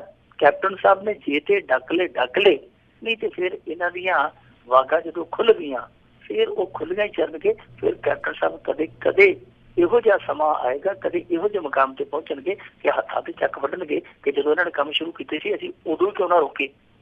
जी जी जी मिंटू जी, एक ਆਪਾਂ ਸਵਾਲ ਜਿਹੜਾ ਜੀ ਕੁਝ ਹੋਰ ਕਰਕੇ ਫਿਰ ਆਪਣੇ ਸਰੋਤਿਆਂ ਦੀਆਂ ਕਾਲਸ ਲਵਾਂਗੇ। ਸਰੋਤੇ ਕਾਲ ਤੁਸੀਂ ਅਜੇ ਹੋਲਡ ਤੇ ਰਹਿਣਾ ਚਾਹੁੰਦੇ ਹੋ ਤਾਂ ਕਾਲ ਕਰ ਸਕਦੇ ਹੋ 408-272-5200 ਦੇ ਉੱਤੇ। ਕਹਿੰਦੇ ਜੀ ਹਿੰਦੂ ਮੁਸਲਿਮ ਏਕਤਾ ਦੀ ਇੱਕ ਹੋਰ ਮਿਸਾਲ ਆਈ ਹੈ ਸਾਹਮਣੇ। ਉੱਦਾਂ ਲੋਕਾਂ ਨੂੰ ਤੰਗ ਕੀਤਾ ਜਾ ਰਿਹਾ ਪਰ ਲੋਕਾਂ ਦੇ ਵਿੱਚ ਪਿਆਰ ਅਜੇ ਵੀ। देखो बंगाल के ना मालदा जिले च एक घटना वापरी है। एक हिंदू परिवार का मुंडा सीगा 33-34 साल का, गुरदे का कैंसर से कैंसर नाल मर गया। परिवार गरीब सी ते बीमारी ने जिहड़ा बचिया खुचिया सी वो भी निचोड़ लिया। इत्थों तक गुरबत ने घेरा घत्या कि उन्हां दे कोल अंतिम रस्मां लई कोई पैसा नहीं सी। उत्थे आले दुआले मुसलमान बहुत रहिंदे आ। उन्हां मुसलमानां ने फिर ओहदी अर्थी का प्रबंध किया। अर्थी का ही नहीं प्रबंध किया क्योंकि उसका बाप बहुत ज्यादा बिरध सीगा, वो भी बीमार शुमार सी। उन्होंने उस अर्थी नूं आप ही तैयार किया ते आप ही आपदे मोढियां ते रखिया। 3 किलोमीटर दूर शमशान भूमि सी, उत्थों तक लैके गए। और लैके नहीं गए, रस्ते दे विच जो इन्हां दा हुंदा उस समय दा कोई मंत्र बोलदे, हरी बोल जां राम नाम सत, वो भी जाप किया उन्होंने रस्ते दे विच। ये ना कहे कि मुसलमाना ने इन्हां दी अंतिम रस्म दे विच इन्हां दी जो तौर तरीके नाल वो रस्म नहीं निभाई। सो बड़ी वधिया नज़ीर उन्होंने पेश की। चलो मरन वाला मर गया, पर वो मर के भी जिद्दां कहंदे हुंदे ने कि एक कैंची हुंदी है, वो कैंची कटदी है, एक सूई हुंदी है छोटी जी, सूई जोड़दी है। तो इत्थे जिहड़े वड्डे वड्डे लीडर आ वो कैंची का काम करन डे आ ते वो बीमार बंदा सूई का काम कर गया कि दोने जिहड़े तबके सीगे वो इक्को शमशान भूमि च जाके एक हिंदू नूं चिखा ते अग दे रहे सीगे। और कल अग ही नहीं दिती, फिर ओहदी जिहड़ी राख हुंदी है जो रस्म हुंदी पानी च वहाउंदे आ, उत्थों तक भी मुसलमानां ने वो रस्म निभाई है। सो उन्हां नूं असीं शलाघा दे सकते हैं, सल्यूट कर सकते हैं। ये पहली घटना नहीं है। राज करनवीर सिंह जी पिछे जे साडे इत्थे एक वाकिया इहो जिहा सी जिहड़ा हालांकि मीडिया साडा छड्ड दिंदा इहो जिहियां खबरां जिहड़ियां पॉजिटिव खबरां हुंदियां। एक आटो दे विच गर्भवती औरत जा रही सी, नाल ओहदा शौहर सीगा। पुरुष पीड़ां जिहड़ियां ज़्यादियां होईयां ते अगों मींह बहुत तेज होया। आटो वाले ने उन्हां नूं एक लागे मंदिर सीगा, रात 11-12 बजे का टाइम सी, एक मंदिर च जाण दी सलाह दित्ती ते उस औरत की जिहड़ी डिलीवरी सी मंदिर दे विच होई ते बाद दे विच क्योंकि मुसलमान जोड़ा सी, बाद दे विच उस मुंडे का नाम रखिया गया राम रखा। राम हिंदुआं दा रखा, ਮੁਸਲਮਾਨਾਂ ਦਾ ਨਾਮ। ਇਸ ਤਰ੍ਹਾਂ ਦੀਆਂ ਜਿਹੜੀਆਂ ਚੀਜ਼ਾਂ ਵਾਪਰਦੀਆਂ ਉਹ ਸਾਡੇ ਟੁੱਟ ਰਹੇ ਸਮਾਜ ਨੂੰ, ਟੁੱਟ ਰਹੇ ਰਿਸ਼ਤਿਆਂ ਨੂੰ ਜੋੜਦੇ ਆ। ਔਰ ਇੱਕ ਚੀਜ਼ ਮੈਂ ਕਹਾਂਗਾ ਕਿ ਗਰੀਬੀ ਦੀ ਕੋਈ ਸੁੱਚ ਪਿੱਟ ਨਹੀਂ ਹੁੰਦੀ, ਗਰੀਬੀ ਲਈ ਕੋਈ ਸੁੱਚ ਪਿੱਟ ਨਹੀਂ ਹੁੰਦੀ, ਮਨੁੱਖਤਾ ਲਈ ਧਰਮ ਦੀ ਕੋਈ ਵਲਗਨ ਨਹੀਂ ਹੁੰਦੀ। ਬੰਦੇ ਦੀ ਬੰਦੇ ਨਾਲ ਸਾਂਝ ਜਿੰਦਾਬਾਦ ਸੀ, ਜਿੰਦਾਬਾਦ ਹੈ, ਜਿੰਦਾਬਾਦ ਰਹੇ। ਜੀ ਜੀ। ਅਤੇ ਮਿੰਟੂ ਜੀ ਹੁਣ ਆਪਾਂ ਆਪਣੇ ਸਰੋਤਿਆਂ ਨੂੰ ਬੇਨਤੀ ਕਰਦੇ ਹਾਂ ਵੀ ਤੁਸੀਂ ਵੀ ਜੇ ਕਾਲ ਕਰਨਾ ਚਾਹੁੰਦੇ ਹੋ ਜ਼ਰੂਰ ਕਾਲ ਕਰ ਸਕਦੇ ਹੋ। ਨੰਬਰ ਹੈਗਾ ਜੀ 408 272 5200 4082725200। ਇਸ ਨੰਬਰ ਦੇ ਉੱਤੇ ਕਾਲ ਕਰਕੇ ਤੁਸੀਂ ਮਿੰਟੂ ਜੀ ਨੂੰ ਸਵਾਲ ਜਿਹੜੇ ਜੀ ਉਹ ਹੁਣ ਪੁੱਛ ਸਕੋਗੇ। ਅਤੇ ਮਿੰਟੂ ਜੀ ਆਪਾਂ ਕਾਲਰਸ ਲੈਣੇ ਜਿਹੜੇ ਜੀ ਸ਼ੁਰੂ ਕਰਦੇ ਹਾਂ। ਅੱਜ ਦੇ ਪਹਿਲੇ ਕਾਲਰ ਆਪਣੇ ਨਾਲ ਜੁੜ ਚੁੱਕੇ ਨੇ ਅਮਰਜੀਤ ਸਿੰਘ ਜੀ, ਸਵਾਗਤ ਹੈ। ਸਤਿ ਸ਼੍ਰੀ ਅਕਾਲ ਜੀ। ਸਤਿ ਸ਼੍ਰੀ ਅਕਾਲ ਵੀਰ ਜੀ। ਸਤਿ ਸ਼੍ਰੀ ਅਕਾਲ ਜੀ। ਸਤਿ ਸ਼੍ਰੀ ਅਕਾਲ ਮਿੰਟੂ ਜੀ। ਸਤਿ ਸ਼੍ਰੀ ਅਕਾਲ ਜੀ। ਸਤਿ ਸ਼੍ਰੀ ਅਕਾਲ ਜੀ। ਸਤਿ ਸ਼੍ਰੀ ਅਕਾਲ ਮਿੰਟੂ ਸਾਹਿਬ ਜੀ, ਪਹਿਲਾਂ ਤਾਂ ਤੁਸੀਂ ਵਧਾਈ ਦੇ ਪਾਤਰ, ਬੜਾ ਵਧੀਆ ਪ੍ਰੋਗਰਾਮ ਦਾ ਤੁਹਾਡਾ ਆਲ ਦੀ ਟਾਈਮ, ਪਰ ਵਕਤ ਬੜਾ ਥੋੜ੍ਹਾ ਹੁੰਦਾ, ਜ਼ਿਆਦਾ ਮੈਂ ਨਾ ਲਵਾਂ। ਮੈਂ ਪਹਿਲਾਂ ਹੀ ਤੁਹਾਨੂੰ ਇੱਕ ਗੁਜ਼ਾਰਿਸ਼ ਕਰਨੀ ਸੀ ਵੀ ਜਿਹੜਾ ਕਹਿ ਗਿਆ ਇਹ ਆਪਣਾ ਖਬਰਾਂ 'ਚ ਰਹਿੰਦਾ, ਇਹਨੇ ਆਹ ਕੀਤਾ ਉਹ ਕੀਤਾ, ਅਤੇ ਇਹਦੇ ਕੋਲ ਕੋਈ ਪਾਵਰ ਵੀ ਹੈਗੀ ਕਿ ਇਹ ਵੀ CBI ਵਾਂਗੂ ਪਿੰਜਰੇ ਦਾ ਤੋਤਾ ਹੀ ਆ? ਜੀ ਥੈਂਕ ਯੂ ਅਮਰ ਜੀ। ਦੂਸਰੀ ਮੈਂ ਤੁਹਾਨੂੰ ਹਾਂਜੀ ਇੱਕ ਮੈਂ ਰਾਏ ਦੇਣੀ ਜੀ ਜੀ ਬੜਾ 10 ਮਿੰਟ ਹੋਰ। ਮਿੰਟੂ ਜੀ ਇੱਕ ਵੈਸੇ ਤਾਂ ਰਾਏ ਦੇਣ ਲੱਗਾ ਹੈਗੀ ਅਣਮੰਗੀ ਰਾਏ ਆਉਂਦੀ ਹੁੰਦੀ, ਚੰਗੀ ਨਹੀਂ ਹੁੰਦੀ, ਅਤੇ ਤੁਸੀਂ ਜੇ ਪੰਜਾਬੀ ਦੀ ਐਮ ਏ ਕਰੋ ਨਾ ਤਾਂ ਤੁਹਾਡਾ ਗੋਲਡ ਮੈਡਲ ਵੜਦੇ ਪਿਆ ਜੇ। ਥੈਂਕ ਯੂ ਜੀ ਅਮਰਜੀਤ ਜੀ। ਜੀ ਜ਼ਰੂਰ ਕੋਸ਼ਿਸ਼ ਕਰ ਲਾਂਗੇ ਜੀ, ਜੇ ਸਮੇਂ ਨੇ ਸਾਥ ਦਿੱਤਾ ਤੇ ਜ਼ਰੂਰ ਕੋਸ਼ਿਸ਼ ਕਰਾਂਗੇ। ਅੱਛਾ ਭਾਜੀ, ਜਿਹੜੀ ਕੈਗ ਵਾਲੀ ਗੱਲ ਹੈ ਨਾ, ਕੈਗ ਦਾ ਕੰਮ ਹੈ ਸਿਰਫ ਆਡਿਟ ਦਾ ਜੀ। ਉਹਨਾਂ ਨੇ ਆਡਿਟ ਕਰਨਾ ਹੈ, ਉਹ ਸਰਕਾਰ ਦੇ ਅਧੀਨ ਹੀ ਆ, ਇਸ ਤੋਂ ਵੱਧ ਉਹਨਾਂ ਦੀ ਕੋਈ ਭੂਮਿਕਾ ਨਹੀਂ। ਉਹਨਾਂ ਨੇ ਰਿਪੋਰਟ ਕਰਨੀ ਹੈ ਤਿਆਰ, ਆਡਿਟ ਕਰਨਾ, ਔਰ ਜਿੱਥੇ ਜਿੱਥੇ ਵੀ ਕਰਨਾ ਉਹਦੇ ਚੋਂ ਕੱਢ ਕੇ ਉਹਨਾਂ ਨੇ ਦੁੱਧ ਦਾ ਦੁੱਧ, ਮਲਾਈ ਦਾ ਮਲਾਈ, ਸ਼ਾਨ ਦੀ ਸ਼ਾਨ, ਸਾਰਾ ਕੁਛ ਕਰਕੇ ਅੱਡੋ ਅੱਡ ਤੇ ਉਹਨਾਂ ਨੇ ਜਿਵੇਂ ਕਹਿੰਦੇ ਹੁੰਦੇ ਨਾ ਕਿ ਸਾਧੂ ਚੱਲਦੇ ਭਲੇ ਤੇ ਨਗਰੀ ਵਸਦੀ ਭਲੇ। ਕੋਈ ਕਾਰਵਾਈ ਕਰਨੀ ਚਾਹੇ ਤੇ ਉਹਦੇ ਤੇ ਕਰ ਵੀ ਸਕਦਾ ਹੈ। ਪਰ ਪੰਜਾਬ ਦੇ ਵਿੱਚ ਬਹੁਤ ਸਾਰੀਆਂ ਕੈਗ ਦੀਆਂ ਰਿਪੋਰਟਾਂ ਇਹੋ ਜਿਹੀਆਂ ਆਈਆਂ ਜਿਹੜੀਆਂ ਬਾਅਦ ਦੇ ਵਿੱਚ ਸਾਬਤ ਹੋ ਗਈਆਂ ਕਿ ਵਾਕਈ ਇਸ ਤਰ੍ਹਾਂ ਹੋਇਆ, ਪਰ ਉਹਨਾਂ ਤੇ ਕਿਸੇ ਨੇ ਐਕਸ਼ਨ ਨਹੀਂ ਲਿਆ। ਇੱਥੋਂ ਤੱਕ ਕਿ ਜਿਹੜੀ ਸਰਕਾਰ ਆਈ ਹੈ, ਕੈਗ ਦੀਆਂ ਰਿਪੋਰਟਾਂ ਉਦੋਂ ਕੱਢ ਕੇ ਲੋਕਾਂ ਨੂੰ ਵਿਖਾਉਂਦੇ ਰਹੇ, ਆਹ ਦੇਖੋ ਜੀ ਆਹ ਸਾਈਕਲ ਮੋਟਰ ਆ ਜਿਹਦੇ ਤੇ ਇਹਨਾਂ ਨੇ ਦਾਣੇ ਢੋਏ ਸੀ, ਅਸੈਂਬਲੀ ਤੱਕ ਲੈ ਕੇ, ਤੁਹਾਨੂੰ ਯਾਦ ਹੋਣਾ ਸੁਨੀਲ ਜਾਖੜ ਹਾਰਨ ਮਾਰਦਾ ਉੱਥੇ ਤੱਕ ਲੈ ਗਿਆ ਸੀ। ਤੇ ਆਹ ਉਹ ਮੋਟਰਸਾਈਕਲ ਆ ਜਿਹਨੂੰ ਟਰੱਕ ਬਣਾ ਕੇ ਅਕਾਲੀਆਂ ਦੇ ਰਾਜ ਦੇ ਵਿੱਚ ਦਾਣੇ ਢੋਣ ਤੇ ਲਾਇਆ ਗਿਆ ਸੀ। ਇਹ ਦੇਖੋ ਜੀ ਸਕੈਮ ਹੈ। ਪਰ ਹੁਣ ਉਸੇ ਰਿਪੋਰਟ ਜਿਹਦੇ ਆਧਾਰ ਤੇ ਇਹ ਕਹਿੰਦੇ ਸੀ ਸਕੈਮ ਹੈ, ਅਨਾਜ ਘੁਟਾਲਾ, ਅੱਜ ਉਸ ਰਿਪੋਰਟ ਦੀ ਕੋਈ ਗੱਲ ਹੀ ਨਹੀਂ ਛੇੜਦਾ। ਜੀ ਜੀ। ਤਾਂ ਮਿੰਟੂ ਜੀ, ਮੈਂ ਥੋੜ੍ਹਾ ਜਿਹਾ ਪੜ੍ਹ ਰਿਹਾ ਸੀ ਇਸ ਦੇ ਬਾਰੇ, ਕਹਿੰਦੇ ਕੈਗ ਦੇ ਜਿਹੜਾ ਕੈਗ ਵਾਲਾ ਹੁੰਦਾ ਬੰਦਾ, ਉਸ ਦਾ ਕਹਿੰਦੇ ਰੁਤਬਾ ਸੇਮ ਹੁੰਦਾ ਜਿਹੜਾ ਸੁਪਰੀਮ ਕੋਰਟ ਦੇ ਜਿਹੜੇ ਕਿਸੇ ਜੱਜ ਦਾ ਜਿਹੜਾ ਰੁਤਬਾ ਹੋਵੇ। ਸੋ ਬੰਦੇ ਦਾ ਅਹੁਦਾ ਤਾਂ ਬਹੁਤ ਵੱਡਾ ਹੈ, ਪਰ ਜੁਡੀਸ਼ੀਅਲ ਪਾਵਰ ਨਹੀਂ ਨਾ ਹੋਏਗੀ। ਪਾਵਰ ਜੁਡੀਸ਼ੀਅਲ ਨਹੀਂ ਹੈ, ਜੁਡੀਸ਼ੀਅਲ ਪਾਵਰ ਹੋਣੀ, ਹਾਂਜੀ ਜੁਡੀਸ਼ੀਅਲ ਪਾਵਰ ਵੱਖਰੀ ਚੀਜ਼ ਹੈ। ਜੀ ਜੀ। ਅਗਲੀ ਆਪਾਂ ਗੱਲ ਕਰਦੇ ਹਾਂ ਜੀ, ਆਪਣੇ ਨਾਲ ਜੁੜੇ ਨੇ ਗੋਲਡੀ ਜੀ, ਸਵਾਗਤ ਹੈ। ਸਤਿ ਸ਼੍ਰੀ ਅਕਾਲ ਜੀ। ਸਤਿ ਸ੍ਰੀ ਅਕਾਲ ਜੀ ਦੋਨਾਂ ਵੀਰਾਂ ਨੂੰ ਜੀ। ਸਤਿ ਸ਼੍ਰੀ ਅਕਾਲ ਜੀ। ਭਾਜੀ ਮੇਰਾ ਸਵਾਲ ਇਹ ਹੈ ਕਿ ਜਿੱਦਾਂ ਇਲੈਕਸ਼ਨ ਤੋਂ ਪਹਿਲਾਂ ਤੇ ਇਲੈਕਸ਼ਨ ਤੋਂ ਬਾਅਦ ਵਿੱਚ ਰਾਜਾ ਸਾਹਿਬ ਨੇ ਸਹੁੰ ਚੁੱਕੀ ਸੀ ਨਸ਼ੇ ਦੇ ਮੁੱਦੇ ਤੇ 30 ਦਿਨਾਂ 'ਚ ਖਤਮ ਕਰਾਂਗੇ, ਕੋਈ ਰਿਪੋਰਟ ਕਾਰਡ ਵਗੈਰਾ ਆਇਆ ਇਹਦਾ, ਕੋਈ ਦਿੱਤਾ ਇਹਨਾਂ 30 ਦਿਨ ਤੇ ਖਤਮ ਹੋ ਗਏ? ਤੇ ਦੂਜਾ ਹੈ ਕਿ ਨੋਟਾਂ ਨੂੰ ਕਿੰਨੀਆਂ ਕੁ ਵੋਟਾਂ ਪਈਆਂ ਪੰਜਾਬ 'ਚ ਭਲਾਈ? ਥੈਂਕ ਯੂ, ਧੰਨਵਾਦ ਬਹੁਤ। ਥੈਂਕ ਯੂ ਜੀ। ਦੇਖੋ ਨੋਟਾਂ ਬਾਰੇ ਪੱਕਾ ਅੰਕੜਾ ਤੇ ਹੈ ਨਹੀਂ, ਪਰ ਨੋਟਾ ਦਿਨੋਂ ਦਿਨ ਤਰੱਕੀ ਜ਼ਰੂਰ ਕਰਦਾ ਜਾਂਦਾ ਹੈ। ਇਸ ਹਲਕੇ 'ਚ ਮੰਨ ਲਓ ਪਿਛਲੀ ਵਾਰੀ 500 ਪਈ ਸੀ, 700 ਪਈ ਸੀ, ਉਹ ਵੱਧ ਕੇ 900 1100 ਹੋ ਗਈ। ਇਸ ਤਰ੍ਹਾਂ ਵੋਟ ਵੱਧਦੀ ਜਾਂਦੀ ਹੈ। ਪੱਕਾ ਅੰਕੜਾ ਨਹੀਂ, ਅੰਕੜਾ ਆਪਾਂ ਲੱਭ ਲਿਆਵਾਂਗੇ ਦੂਜੇ ਪ੍ਰੋਗਰਾਮ 'ਚ, ਜਿੱਦਣ ਅਗਲੇ ਹਫ਼ਤੇ ਆਪਾਂ ਲਾਈਵ ਹੋਏ ਉਦੋਂ ਲਿਆਵਾਂਗੇ। ਜਿਹੜੀ ਤੁਸੀਂ ਦੂਜੀ ਗੱਲ ਕਹੀ ਹੈ ਨਾ ਨਸ਼ੇ ਬਾਰੇ, ਇਹ ਬੜੀ ਮਹੱਤਵਪੂਰਨ ਗੱਲ ਆ। ਪਰ ਮੈਂ ਸਮਝਦਾ ਕਿ ਇਹਦੇ 'ਚ ਦੇਖੋ ਕੁਛ ਵੀ ਫਰਕ ਨਹੀਂ ਪਿਆ, ਕੱਖ ਵੀ ਨਹੀਂ ਬਦਲਿਆ। ਇੰਨਾ ਕੁ ਬਦਲਾਅ ਜ਼ਰੂਰ ਹੋਇਆ ਕਿ ਜਿਹੜਾ ਨਸ਼ਾ ਅੱਗੇ ਪੁਰੀ 'ਚ ਵਿਕਦਾ ਸੀ 200-400 ਦਾ, ਉਹ 1500-1600 ਦਾ ਹੋ ਗਿਆ, ਪਰ ਮਿਲ ਹੀ ਜਾਂਦਾ। ਇੰਨਾ ਸੀ ਅੱਗੇ ਖੁੱਲੇ ਰੂਪ ਦੇ ਵਿੱਚ ਉਹ ਵੇਚ ਦਿੰਦੇ ਸਨ। ਹੁਣ ਥੋੜਾ ਜਿਹਾ ਆਸਾ ਪਾਸਾ ਟੈਲੀਫੋਨ ਕਰਕੇ ਕਹਿੰਦੇ ਆ ਕਿ ਉਹ ਫਲਾਣੇ ਦਾ ਜਿਹੜਾ ਬਾਗ ਆ ਨਾ, ਉਹਦੇ ਪਿਛਲੇ ਜਿਹੜੀ ਕੱਚੀ ਪਈ ਆ ਉੱਥੇ ਖੜਾ ਹੋ, ਅੱਗੇ ਉਹ ਸੜਕ ਤੇ ਫੜਾ ਦਿੰਦੇ ਸੀ। ਇੰਨਾ ਕੋਈ ਫਰਕ ਪਿਆ। ਪਰ ਜੇ ਇਹ ਤੋਂ ਵੱਧ ਆਖੀਏ ਹੁਣ ਮਿਲਦਾ ਹੀ ਨਹੀਂ, ਲੋਕ ਕੋਈ ਰਾਜਸਥਾਨ ਨੂੰ ਤੁਰਿਆ ਜਾਂਦਾ, ਕੋਈ ਪਾਕਿਸਤਾਨ ਨੂੰ ਤੁਰਿਆ ਜਾਂਦਾ, ਇਹੋ ਜਿਹੀ ਕੋਈ ਗੱਲ ਨਹੀਂ।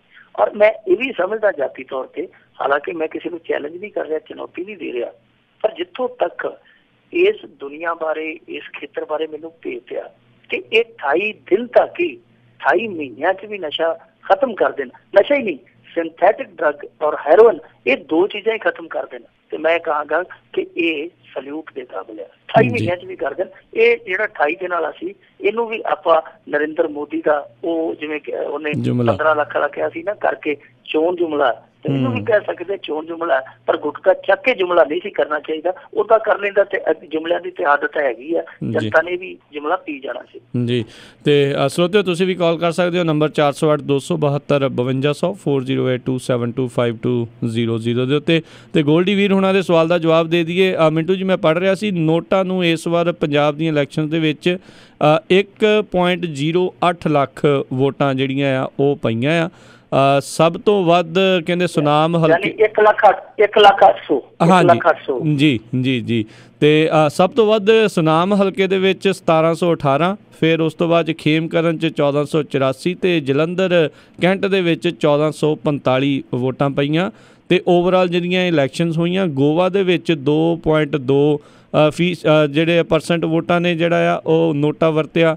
ਉੱਤਰਾਖੰਡ ਦੇ ਵਿੱਚ 1%, ਯੂਪੀ ਦੇ ਵਿੱਚ 0.9, ਪੰਜਾਬ 'ਚ 0.7 ਤੇ ਮਨੀਪੁਰ ਦੇ ਵਿੱਚ 0.5% ਵੋਟਾਂ ਜਿਹੜੀਆਂ ਆ ਨੋਟਾਂ ਨੂੰ ਜਿਹੜੀਆਂ ਓਵਰਆਲ ਪਈਆਂ ਸੀਗੀਆਂ। ਤੇ ਮਿੰਟੂ ਜੀ, ਆਪਾਂ ਆਪਣੇ ਅਗਲੇ ਕਾਲਰ ਉਹਨਾਂ ਦੇ ਵੱਲ ਵੱਧਦੇ ਹਾਂ। ਸਤਨਾਮ ਸਿੰਘ ਜੀ ਸਾਡੇ ਨਾਲ ਜੁੜੇ ਨੇ। ਬਾਕੀ ਵੀ ਸਰੋਤਿਆਂ ਨੂੰ ਬੇਨਤੀ ਹੈ, ਜੇ ਤੁਸੀਂ ਵੀ ਸਵਾਲ ਪੁੱਛਣਾ ਚਾਹੁੰਦੇ ਹੋ ਕਾਲ ਕਰ ਸਕਦੇ ਹੋ। ਹੁਣ ਨੰਬਰ ਹੈਗਾ 408 272 5200 ਦੇ ਉੱਤੇ। ਸਤਨਾਮ ਸਿੰਘ ਜੀ ਸਵਾਗਤ ਹੈ। ਸਤਿ ਸ਼੍ਰੀ ਅਕਾਲ ਜੀ। ਸਤਨਾਮ ਸਿੰਘ ਜੀ, ਆਪਣੀ ਰੇਡੀਓ ਦੀ ਆਵਾਜ਼ ਬੰਦ ਕਰ ਦਿਓ ਜੀ। ਲਓ ਜੀ, ਕੋਈ ਗੱਲ ਨਹੀਂ, ਮੈਨੂੰ ਲੱਗਦਾ ਭੁੱਲ ਗਏ ਨੇ। ਆਪਾਂ ਮੁੜ ਕੇ ਦੁਬਾਰਾ ਇਹਨਾਂ ਦੇ ਨਾਲ ਗੱਲ ਕਰਨ ਦੀ ਕੋਸ਼ਿਸ਼ ਕਰਦੇ ਹਾਂ। ਸੋ ਸਰੋਤਿਓ, ਨੰਬਰ ਹੈਗਾ ਜੀ 408 272 5200 4082725200 ਦੇ ਉੱਤੇ। ਤੇ ਮਿੰਟੂ ਜੀ, ਵੈਸੇ ਇੱਕ ਬ੍ਰੇਕ ਦਾ ਵੇਲਾ ਹੋ ਚੁੱਕਾ, ਇੱਕ ਆਪਾਂ ਛੋਟੀ ਜਿਹੀ ਬ੍ਰੇਕ ਲਵਾਂਗੇ। ਬ੍ਰੇਕ ਤੋਂ ਬਾਅਦ ਮੁੜ ਕੇ ਫਿਰ ਵਾਪਸ ਆਉਂਦੇ ਹਾਂ। ਤੇ ਸਰੋਤੇ ਵੀ ਜਿਹੜੇ ਜੀ ਉਹ ਕਾਲ ਕਰ ਸਕਦੇ ਨੇ 4082725200 ਦੇ ਉੱਤੇ। ਤੇ ਮਿਲਦੇ ਇੱਕ ਛੋਟੀ ਜਿਹੀ ਕਮਰਸ਼ੀਅਲ ਬ੍ਰੇਕ ਤੋਂ ਬਾਅਦ।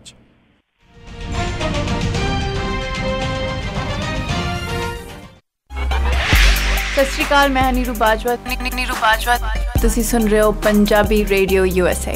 Punjabi radio USA।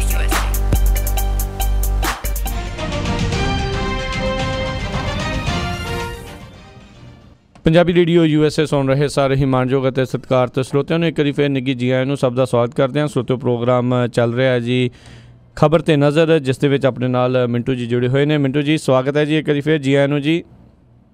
ਜੀ ਸ਼ੁਕਰੀਆ ਜੀ। ਅਤੇ ਸਰੋਤਿਆਂ ਨੂੰ ਪ੍ਰੋਗਰਾਮ ਦੇ ਵਿੱਚ ਅੱਗੇ ਵਧਣ ਤੋਂ ਪਹਿਲਾਂ ਇੱਕ ਨੰਬਰ ਦੱਸਣਾ ਚਾਹੁੰਦੇ ਹਾਂ ਸੁਣਨ ਵਾਲਾ। ਉਸ ਦੇ ਵਿੱਚ ਜਿਹੜੀ ਆ ਤਬਦੀਲੀ ਹੋ ਚੁੱਕੀ ਹੈ। ਜਿਹੜਾ 641 552 5000 ਸੁਣਦੇ ਸੀ ਜਾਂ 360 398 44 44, ਉਸ ਦੀ ਜਗ੍ਹਾ ਦੇ ਉੱਤੇ ਇੱਕ ਨਵਾਂ ਨੰਬਰ ਤੁਹਾਨੂੰ ਅਸੀਂ ਦੱਸ ਰਹੇ ਹਾਂ। ਸੋ ਜ਼ਰੂਰ ਆਪਣੇ ਵੀ ਬਾਕੀ ਹੋਰ ਦੋਸਤਾਂ ਮਿੱਤਰਾਂ ਨੂੰ, ਰਿਸ਼ਤੇਦਾਰਾਂ ਨੂੰ ਵੀ ਦੱਸ ਦਿਓ ਜੀ। ਉਹ ਨੰਬਰ ਜਿਹੜੇ ਵੀ ਸੁਣ ਰਹੇ ਨੇ ਨੰਬਰ ਨੋਟ ਕਰ ਲਓ ਜੀ। ਉਹ ਹੈਗਾ 425 585 ਤੇ 1500 425 5851500। ਇਸ ਨੰਬਰ ਦੇ ਉੱਤੇ ਤੁਸੀਂ ਕਾਲ ਕਰਕੇ ਹੁਣ ਪੰਜਾਬੀ ਰੇਡੀਓ USA ਨੂੰ ਸੁਣ ਸਕਦੇ ਹੋ। ਬਹੁਤ ਸਾਰੇ ਕਹਿਣਗੇ ਵੀ ਨੰਬਰ ਕਿਉਂ ਚੇਂਜ ਹੁੰਦੇ ਰਹਿੰਦੇ। ਉਹ ਇੱਦਾਂ ਹੈ ਜੀ, ਤੁਸੀਂ ਸਾਰੇ ਜਾਣੇ ਪਿਆਰ ਇੰਨਾ ਕਰਦੇ ਹੋ, ਬਹੁਤ ਜ਼ਿਆਦਾ ਜਦੋਂ ਯੂਜ਼ ਹੁੰਦਾ ਆ ਅਤੇ ਫਿਰ ਕੰਪਨੀ ਵਾਲੇ ਜਿਹੜੇ ਉਹ ਨੰਬਰ ਆ ਉਹ ਬੰਦ ਕਰ ਦਿੰਦੇ ਆ। ਸੋ ਇਸ ਲਈ ਜਦੋਂ ਵੀ ਤੁਹਾਨੂੰ ਇੱਦਾਂ ਲੱਗੇ ਵੀ ਨੰਬਰ ਤੁਹਾਡਾ ਚੱਲਣਾ ਬੰਦ ਹੋ ਗਿਆ ਆ ਤਾਂ ਤੁਸੀਂ ਪਲੀਜ਼ ਕਾਲ ਕਰਕੇ ਇੱਥੇ ਸਟੂਡੀਓ ਦੇ ਵਿੱਚ ਕਾਲ ਕਰਕੇ ਨਵਾਂ ਨੰਬਰ ਲੈ ਲਿਆ ਕਰੋ ਜੀ। ਅਤੇ ਮਿੰਟੂ ਜੀ, ਹੁਣ ਆਪਾਂ ਆਪਣੇ ਅਗਲੇ ਕਾਲਰਸ ਉਹਨਾਂ ਦੇ ਨਾਲ ਗੱਲਬਾਤ ਕਰਦੇ ਹਾਂ। ਅਤੇ ਸਟੂਡੀਓ 'ਚ ਕਾਲ ਕਰਨ ਦੇ ਲਈ ਨੰਬਰ ਹੈਗਾ 408 272 5200 4082725200। ਇਕਬਾਲ ਸਿੰਘ ਧਾਮੀ ਸਵਾਗਤ ਹੈ। ਸਤਿ ਸ਼੍ਰੀ ਅਕਾਲ ਜੀ। ਸਤਿ ਸ੍ਰੀ ਅਕਾਲ ਦੋਨਾਂ ਭਰਾਵਾਂ ਨੂੰ ਤੇ ਟੀਮ ਨੂੰ ਤੇ ਸਾਰੇ ਸਰੋਤਿਆਂ ਨੂੰ ਸਤਿ ਸ੍ਰੀ ਅਕਾਲ। ਸਤਿ ਸ਼੍ਰੀ ਅਕਾਲ ਜੀ। ਸਤਿ ਸ਼੍ਰੀ ਅਕਾਲ ਜੀ। ਮੇਰਾ ਕੁਐਸਚਨ ਤਾਂ ਤੁਸੀਂ ਕਰ ਦਿੱਤਾ ਸੀਗਾ ਤੇ ਮਾੜਾ ਜਿਹਾ ਇਹਨਾਂ ਨੂੰ ਕਹਿੰਦਾ ਥੋੜਾ ਵਿਸਤਾਰ 'ਚ ਦੱਸਣ ਜੀ। ਜਿੱਦਾਂ ਇਹਨਾਂ ਦੇ ਜੰਜੂ ਤੇ ਤਿਲਕ ਜ਼ਬਰਦਸਤੀ ਲਾਉਂਦੇ ਸੀ, ਇਹ ਹੁਣ ਏਦਾਂ ਪਾਉਣਾ ਚਾਹੁੰਦੇ ਆ ਜੀ। ਮਾੜਾ ਜਿਹਾ ਵਿਸਤਾਰ ਨਾਲ ਦੱਸਣ ਜਰਾ। ਕੁਐਸਚਨ ਤਾਂ ਤੁਸੀਂ ਇਹ ਕਰ ਹੀ ਦਿੱਤਾ ਸੀ ਜੀ। ਜੀ ਇਕਬਾਲ ਜੀ। ਮਿੰਟੂ ਜੀ, ਨਹੀਂ ਦੇਖੋ, ਇਤਿਹਾਸ ਨੂੰ ਪੁੱਠਾ ਗੇੜ ਦੇ ਕੇ ਕਦੇ ਕਿਸੇ ਨੇ ਕੁਛ ਕੱਟਿਆ ਜੀ। ਇਹ ਜਿੱਧਰ ਨੂੰ ਹੋ ਤੁਰੇ ਆ ਉਹ ਸੋਚੀ ਸਮਝੀ ਇਹਨਾਂ ਦੀ ਰਣਨੀਤੀ ਆ। ਦੇਖੋ, ਕੋਈ ਵੀ ਜਦੋਂ ਪਾਰਟੀ ਇਸ ਤਰ੍ਹਾਂ ਦੀ ਸਿਆਸੀ ਤਨਜ਼ੀਮ ਆਉਂਦੀ ਆ ਉਹ ਅਗਵਾਈ ਦੇਣ ਲਈ ਆਉਂਦੀ ਹੈ ਕਿ ਅਸੀਂ ਵਿਗਿਆਨ ਜਗਤ ਨੂੰ, ਅਸੀਂ ਸਿੱਖਿਆ ਨੂੰ, ਇਤਿਹਾਸ ਨੂੰ, ਬਿਊਰੋਕਰੇਸੀ ਨੂੰ, ਸਾਰਿਆਂ ਨੂੰ ਅਗਵਾਈ ਦੇਣੀ ਹੈ। ਪਰ ਇੱਥੇ ਅਗਵਾ ਕਰ ਲਿਆ ਸਿਰਫ ਤੇ ਸਿਰਫ ਇੱਕ ਏਜੰਡੇ ਲਈ। ਕਲਾ ਨੂੰ ਉਹਨੂੰ ਗੁਲਾਮ ਬਣਾ ਲਿਆ, ਸਿੱਖਿਆ ਢਾਂਚਾ ਜਿਹੜਾ ਉਹਨੂੰ ਤੋੜਿਆ ਮਰੋੜਿਆ ਜਾ ਰਿਹਾ, ਇਤਿਹਾਸ ਦੇ ਵਿੱਚ ਧੱਕੇ ਦੇ ਨਾਲ ਹੀ ਜਿਤਾਇਆ ਜਾ ਰਿਹਾ ਅਕਬਰ ਤੋਂ ਮਹਾਰਾਣਾ ਪ੍ਰਤਾਪ।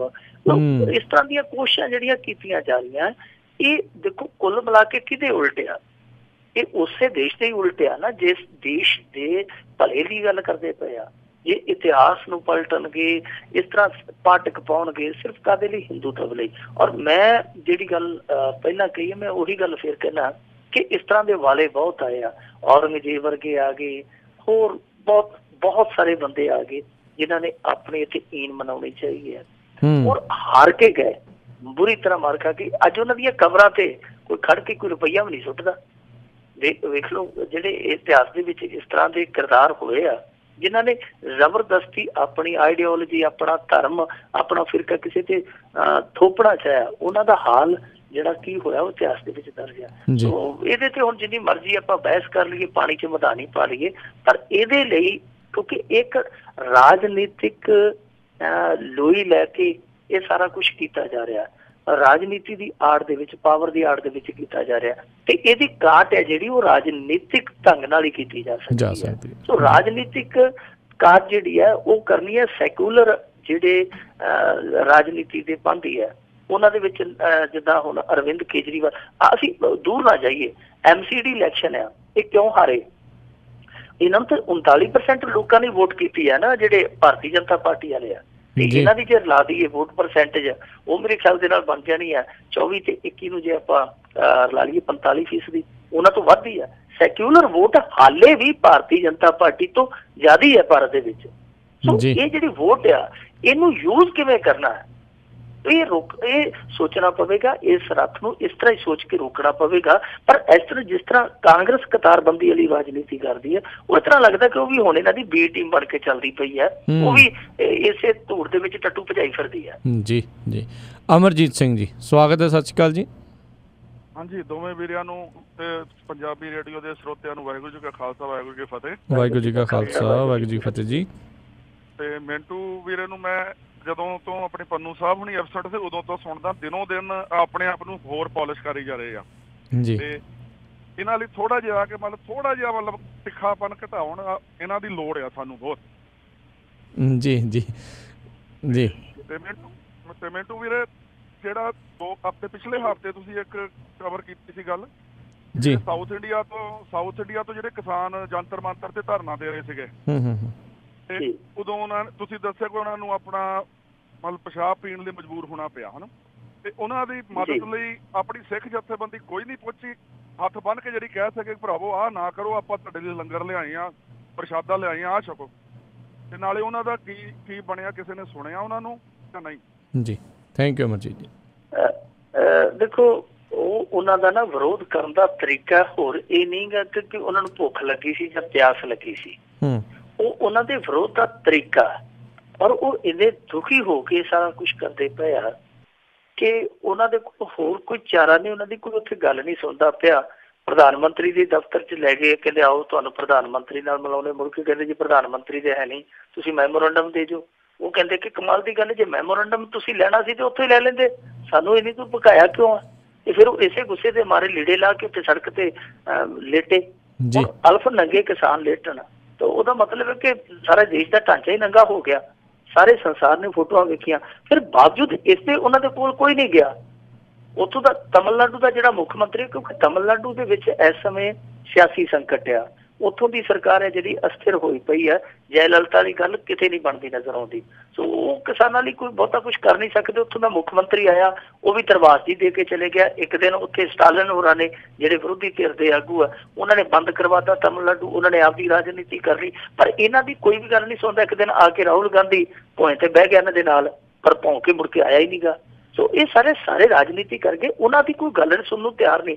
ਜਦੋਂ ਆਏ ਨਹੀਂ, ਉਹਨਾਂ ਨੇ ਅਗਾਊਂ ਚੇਤਾਵਨੀ ਦਿੱਤੀ ਸੀ ਕਿ ਜੇ ਤੁਸੀਂ ਸਾਡੀ ਗੱਲ ਨਾ ਸੁਣੀ, ਕੋਈ ਸਾਨੂੰ ਤਨ ਪੱਤਰ ਨਾ ਲਾਇਆ, ਤੇ ਅਸੀਂ ਆਹ ਢੰਗ ਦੇ ਵਰਤ ਕੇ ਵਿਰੋਧ ਕਰਾਂਗੇ। ਸੋ ਫਿਰ ਉਹਨਾਂ ਨੇ ਕਰ ਦਿੱਤਾ। ਗੱਲ ਉਹਨਾਂ ਦੀ ਸੁਣਨੀ ਹੈ, ਮਾੜੀ ਗੱਲ ਹੈ ਉਹਨਾਂ ਵਾਸਤੇ। ਇਸ ਤਰ੍ਹਾਂ ਵਿਰੋਧ ਦਾ ਢੰਗ ਹੈ ਜਿਹੜਾ ਉਹ ਨਹੀਂ ਇੱਥੋਂ ਤੱਕ ਲਿਜਾਣਾ ਚਾਹੀਦਾ। ਪਰ ਕਰਨ ਕੀ, ਮਜਬੂਰੀ ਇਹ ਆ ਕਿ ਸੈਂਕੜੇ ਕਿਲੋਮੀਟਰ ਦੂਰ ਆ ਕੇ ਬੈਠੇ ਆ, ਕੋਈ ਉਹਨਾਂ ਦੀ ਗੱਲ ਤੇ ਸੁਣੇ, ਕੋਈ ਉਹਨਾਂ ਦੇ ਹੱਲ ਕੱਢਣ ਦੀ ਕੋਸ਼ਿਸ਼ ਤੇ ਕਰੇ, ਕੋਈ ਭਰੋਸਾ ਤੇ ਜਤਾਵੇ। ਹਾਲ ਦੀ ਘੜੀ ਉਹਨਾਂ ਦੇ ਕੋਲ ਕੋਈ ਜਾਂਦਾ ਹੀ ਨਹੀਂ ਪਿਆ ਸੱਤਾਧਾਰੀ। ਸੋ ਇਸ ਕਰਕੇ ਉਹ ਕਿਸਾਨ ਹੈ ਜਿਹੜੇ ਡਾਢੇ ਗੁੱਸੇ 'ਚ ਆ, ਹਾਲ ਦੀ ਘੜੀ ਉੱਥੇ ਹੀ ਬੈਠੇ ਆ, ਗਏ ਕੋਈ ਨਹੀਂ ਵਾਪਸ। ਜੀ ਜੀ ਜੀ ਅਗਲੀ ਆਪਣੇ ਨਾਲ ਕਾਲਰ ਜੁੜੇ ਨੇ ਰੁਪਿੰਦਰ ਸਿੰਘ ਜੀ, ਸਵਾਗਤ ਹੈ। ਸਤਿ ਸ਼੍ਰੀ ਅਕਾਲ ਜੀ। ਹਾਂਜੀ ਭਾਈ ਜੀ, ਸਾਰਿਆਂ ਨੂੰ ਸਤਿ ਸ਼੍ਰੀ ਅਕਾਲ। ਸਤਿ ਸ਼੍ਰੀ ਅਕਾਲ ਜੀ। ਸਤਿ ਸ਼੍ਰੀ ਭਾਈ ਅਕਾਲ। ਮੈਨੂੰ ਮਾਨ ਸਾਹਿਬ ਬਾਰੇ ਦੱਸਿਓ ਵੀ ਇਹ ਕਿਤੇ ਹੋਰ ਕਿਤੇ ਦਿਨ ਚੱਲੇ ਮਾਨ ਕਰਾਉਣ ਵਾਸਤੇ ਜਿਹੜਾ ਇੰਨਾ ਬੋਲਣ ਡਿਆ ਹੈ, ਇਹਦੇ ਬਾਰੇ ਦੱਸੋ ਜਰਾ ਜੀ। ਇੱਥੇ ਇਹਨਾਂ ਦਾ ਮਾਨ ਨਹੀਂ ਹੋਇਆ ਜਾਂਦੇ ਹੋਣੇ ਵੀ ਹੋਰ ਕਿਸੇ ਪਾਸੇ ਚੱਲੀਏ ਜੀ। ਨਹੀਂ, ਮਾਨ ਦੇ ਇੱਕ ਵਾਰੀ ਮੂੰਹ ਖੋਲਿਆ, ਉਦੋਂ ਬਾਅਦ ਤੇ ਉਹ ਚੁੱਪ ਕਰਕੇ ਮੇਰੇ ਖਿਆਲ ਦੇ ਨਾਲ ਤੁਹਾਡੇ ਇੱਥੇ ਆ ਹੀ ਗਿਆ, ਅਮਰੀਕਾ 'ਚ ਆ ਗਿਆ ਜਾਂ ਥੋੜੇ ਦਿਨਾਂ ਤੱਕ ਆ ਜਾਏਗਾ। ਉਹ ਕਹਿੰਦਾ ਸੀ ਮੈਂ ਬੱਚਿਆਂ ਨੂੰ ਮਿਲ ਕੇ ਆਉਣਾ, ਔਰ ਤੇ ਉਹਨੇ ਕੋਈ ਬਿਆਨ ਨਹੀਂ ਦਿੱਤਾ, ਕੋਈ ਇੰਟਰਵਿਊ ਦਿੱਤੀ ਆ। ਤੇ ਤੁਹਾਨੂੰ ਪਤਾ ਹੀ ਹੈ ਫਿਰ ਜਦੋਂ ਬੋਲਦਾ ਤੇ ਦਿਲੋਂ ਹੀ ਬੋਲਦਾ, ਉਹ ਫਿਰ ਕੱਖ ਨਹੀਂ ਛੱਡਦਾ, ਫਿਰ ਪੋਤੜੇ ਸਾਰਿਆਂ ਦੇ ਫੋਲਦਾ। ਉਹ ਬੋਲ ਕੇ ਪਤਾ ਨਹੀਂ ਅਮਰੀਕਾ ਆ ਗਿਆ ਜਾਂ ਆਉਣ ਵਾਲਾ, ਜੇ ਨਹੀਂ ਆਇਆ ਤੇ 1-2 ਦਿਨ ਤੱਕ ਪਹੁੰਚ ਜਾਏਗਾ। ਪਰ ਦੇਖੋ ਜਿੱਥੋਂ ਤੱਕ ਗੱਲ ਆ ਕਿ ਕਿਸੇ ਪਾਰਟੀ 'ਚ ਚਲੇ ਜਾਏਗਾ, ਸਿਆਸਤ ਦੇ ਵਿੱਚ ਕੁਛ ਵੀ ਸੰਭਵ ਆ। ਸਿਆਸਤ ਦੇ ਵਿੱਚ ਐਵਰੀਥਿੰਗ ਇਜ਼ ਪੋਸੀਬਲ, ਹਰੇਕ ਚੀਜ਼ ਸੰਭਵ ਹੈ, ਹਰੇਕ ਚੀਜ਼ ਦੀ ਸੰਭਾਵਨਾ ਰਹਿੰਦੀ ਆ। ਜੇ ਇਹ PPP 'ਚੋਂ ਹੁੰਦਾ ਹੋਇਆ ਇੱਥੋਂ ਤੱਕ ਬਾਏ ਰਾਸਤਾ ਅਕਾਲੀ ਦਲ, ਕਿਉਂਕਿ ਅਕਾਲੀ ਦਲ ਨਾਲ ਵੀ ਕਦੇ ਨੇੜਤਾ ਸੀ ਨਾ ਭਗਵੰਤ ਮਾਨ ਦੀ, ਇੱਥੋਂ ਤੱਕ ਆਇਆ ਤੇ ਹੋ ਸਕਦਾ 2 ਕਦਮ ਗਾਂਹ ਵੀ ਚਲਾ ਜਾਵੇ, ਜਾਂ ਇਹ ਵੀ ਹੋ ਸਕਦਾ ਕੱਲ ਨੂੰ ਇਹਨੂੰ ਟਿਕਾ ਲਿਆ ਜਾਵੇ, ਇਹਦੀ ਸੰਤੁਸ਼ਟੀ ਕਰਾ ਲਈ ਜਾਵੇ, ਜੋ ਇਹ ਕਹਿੰਦਾ ਉਹ ਮੰਨ ਲਿਆ ਜਾਵੇ। ਕਿਉਂਕਿ ਪਾਰਟੀ ਨੂੰ ਪਤਾ ਜੇ ਪੰਜਾਬ ਦੀ ਇਕਾਈ ਜਿਹੜੀ ਅਸੀਂ ਗਾਂਹ ਲਿਜਾਣੀ ਹੈ, ਭਗਵੰਤ ਮਾਨ ਦੀ ਜ਼ਰੂਰਤ ਆ, ਪਰ ਦੂਜਿਆਂ ਨੂੰ ਵੀ ਜ਼ਰੂਰਤ ਆ।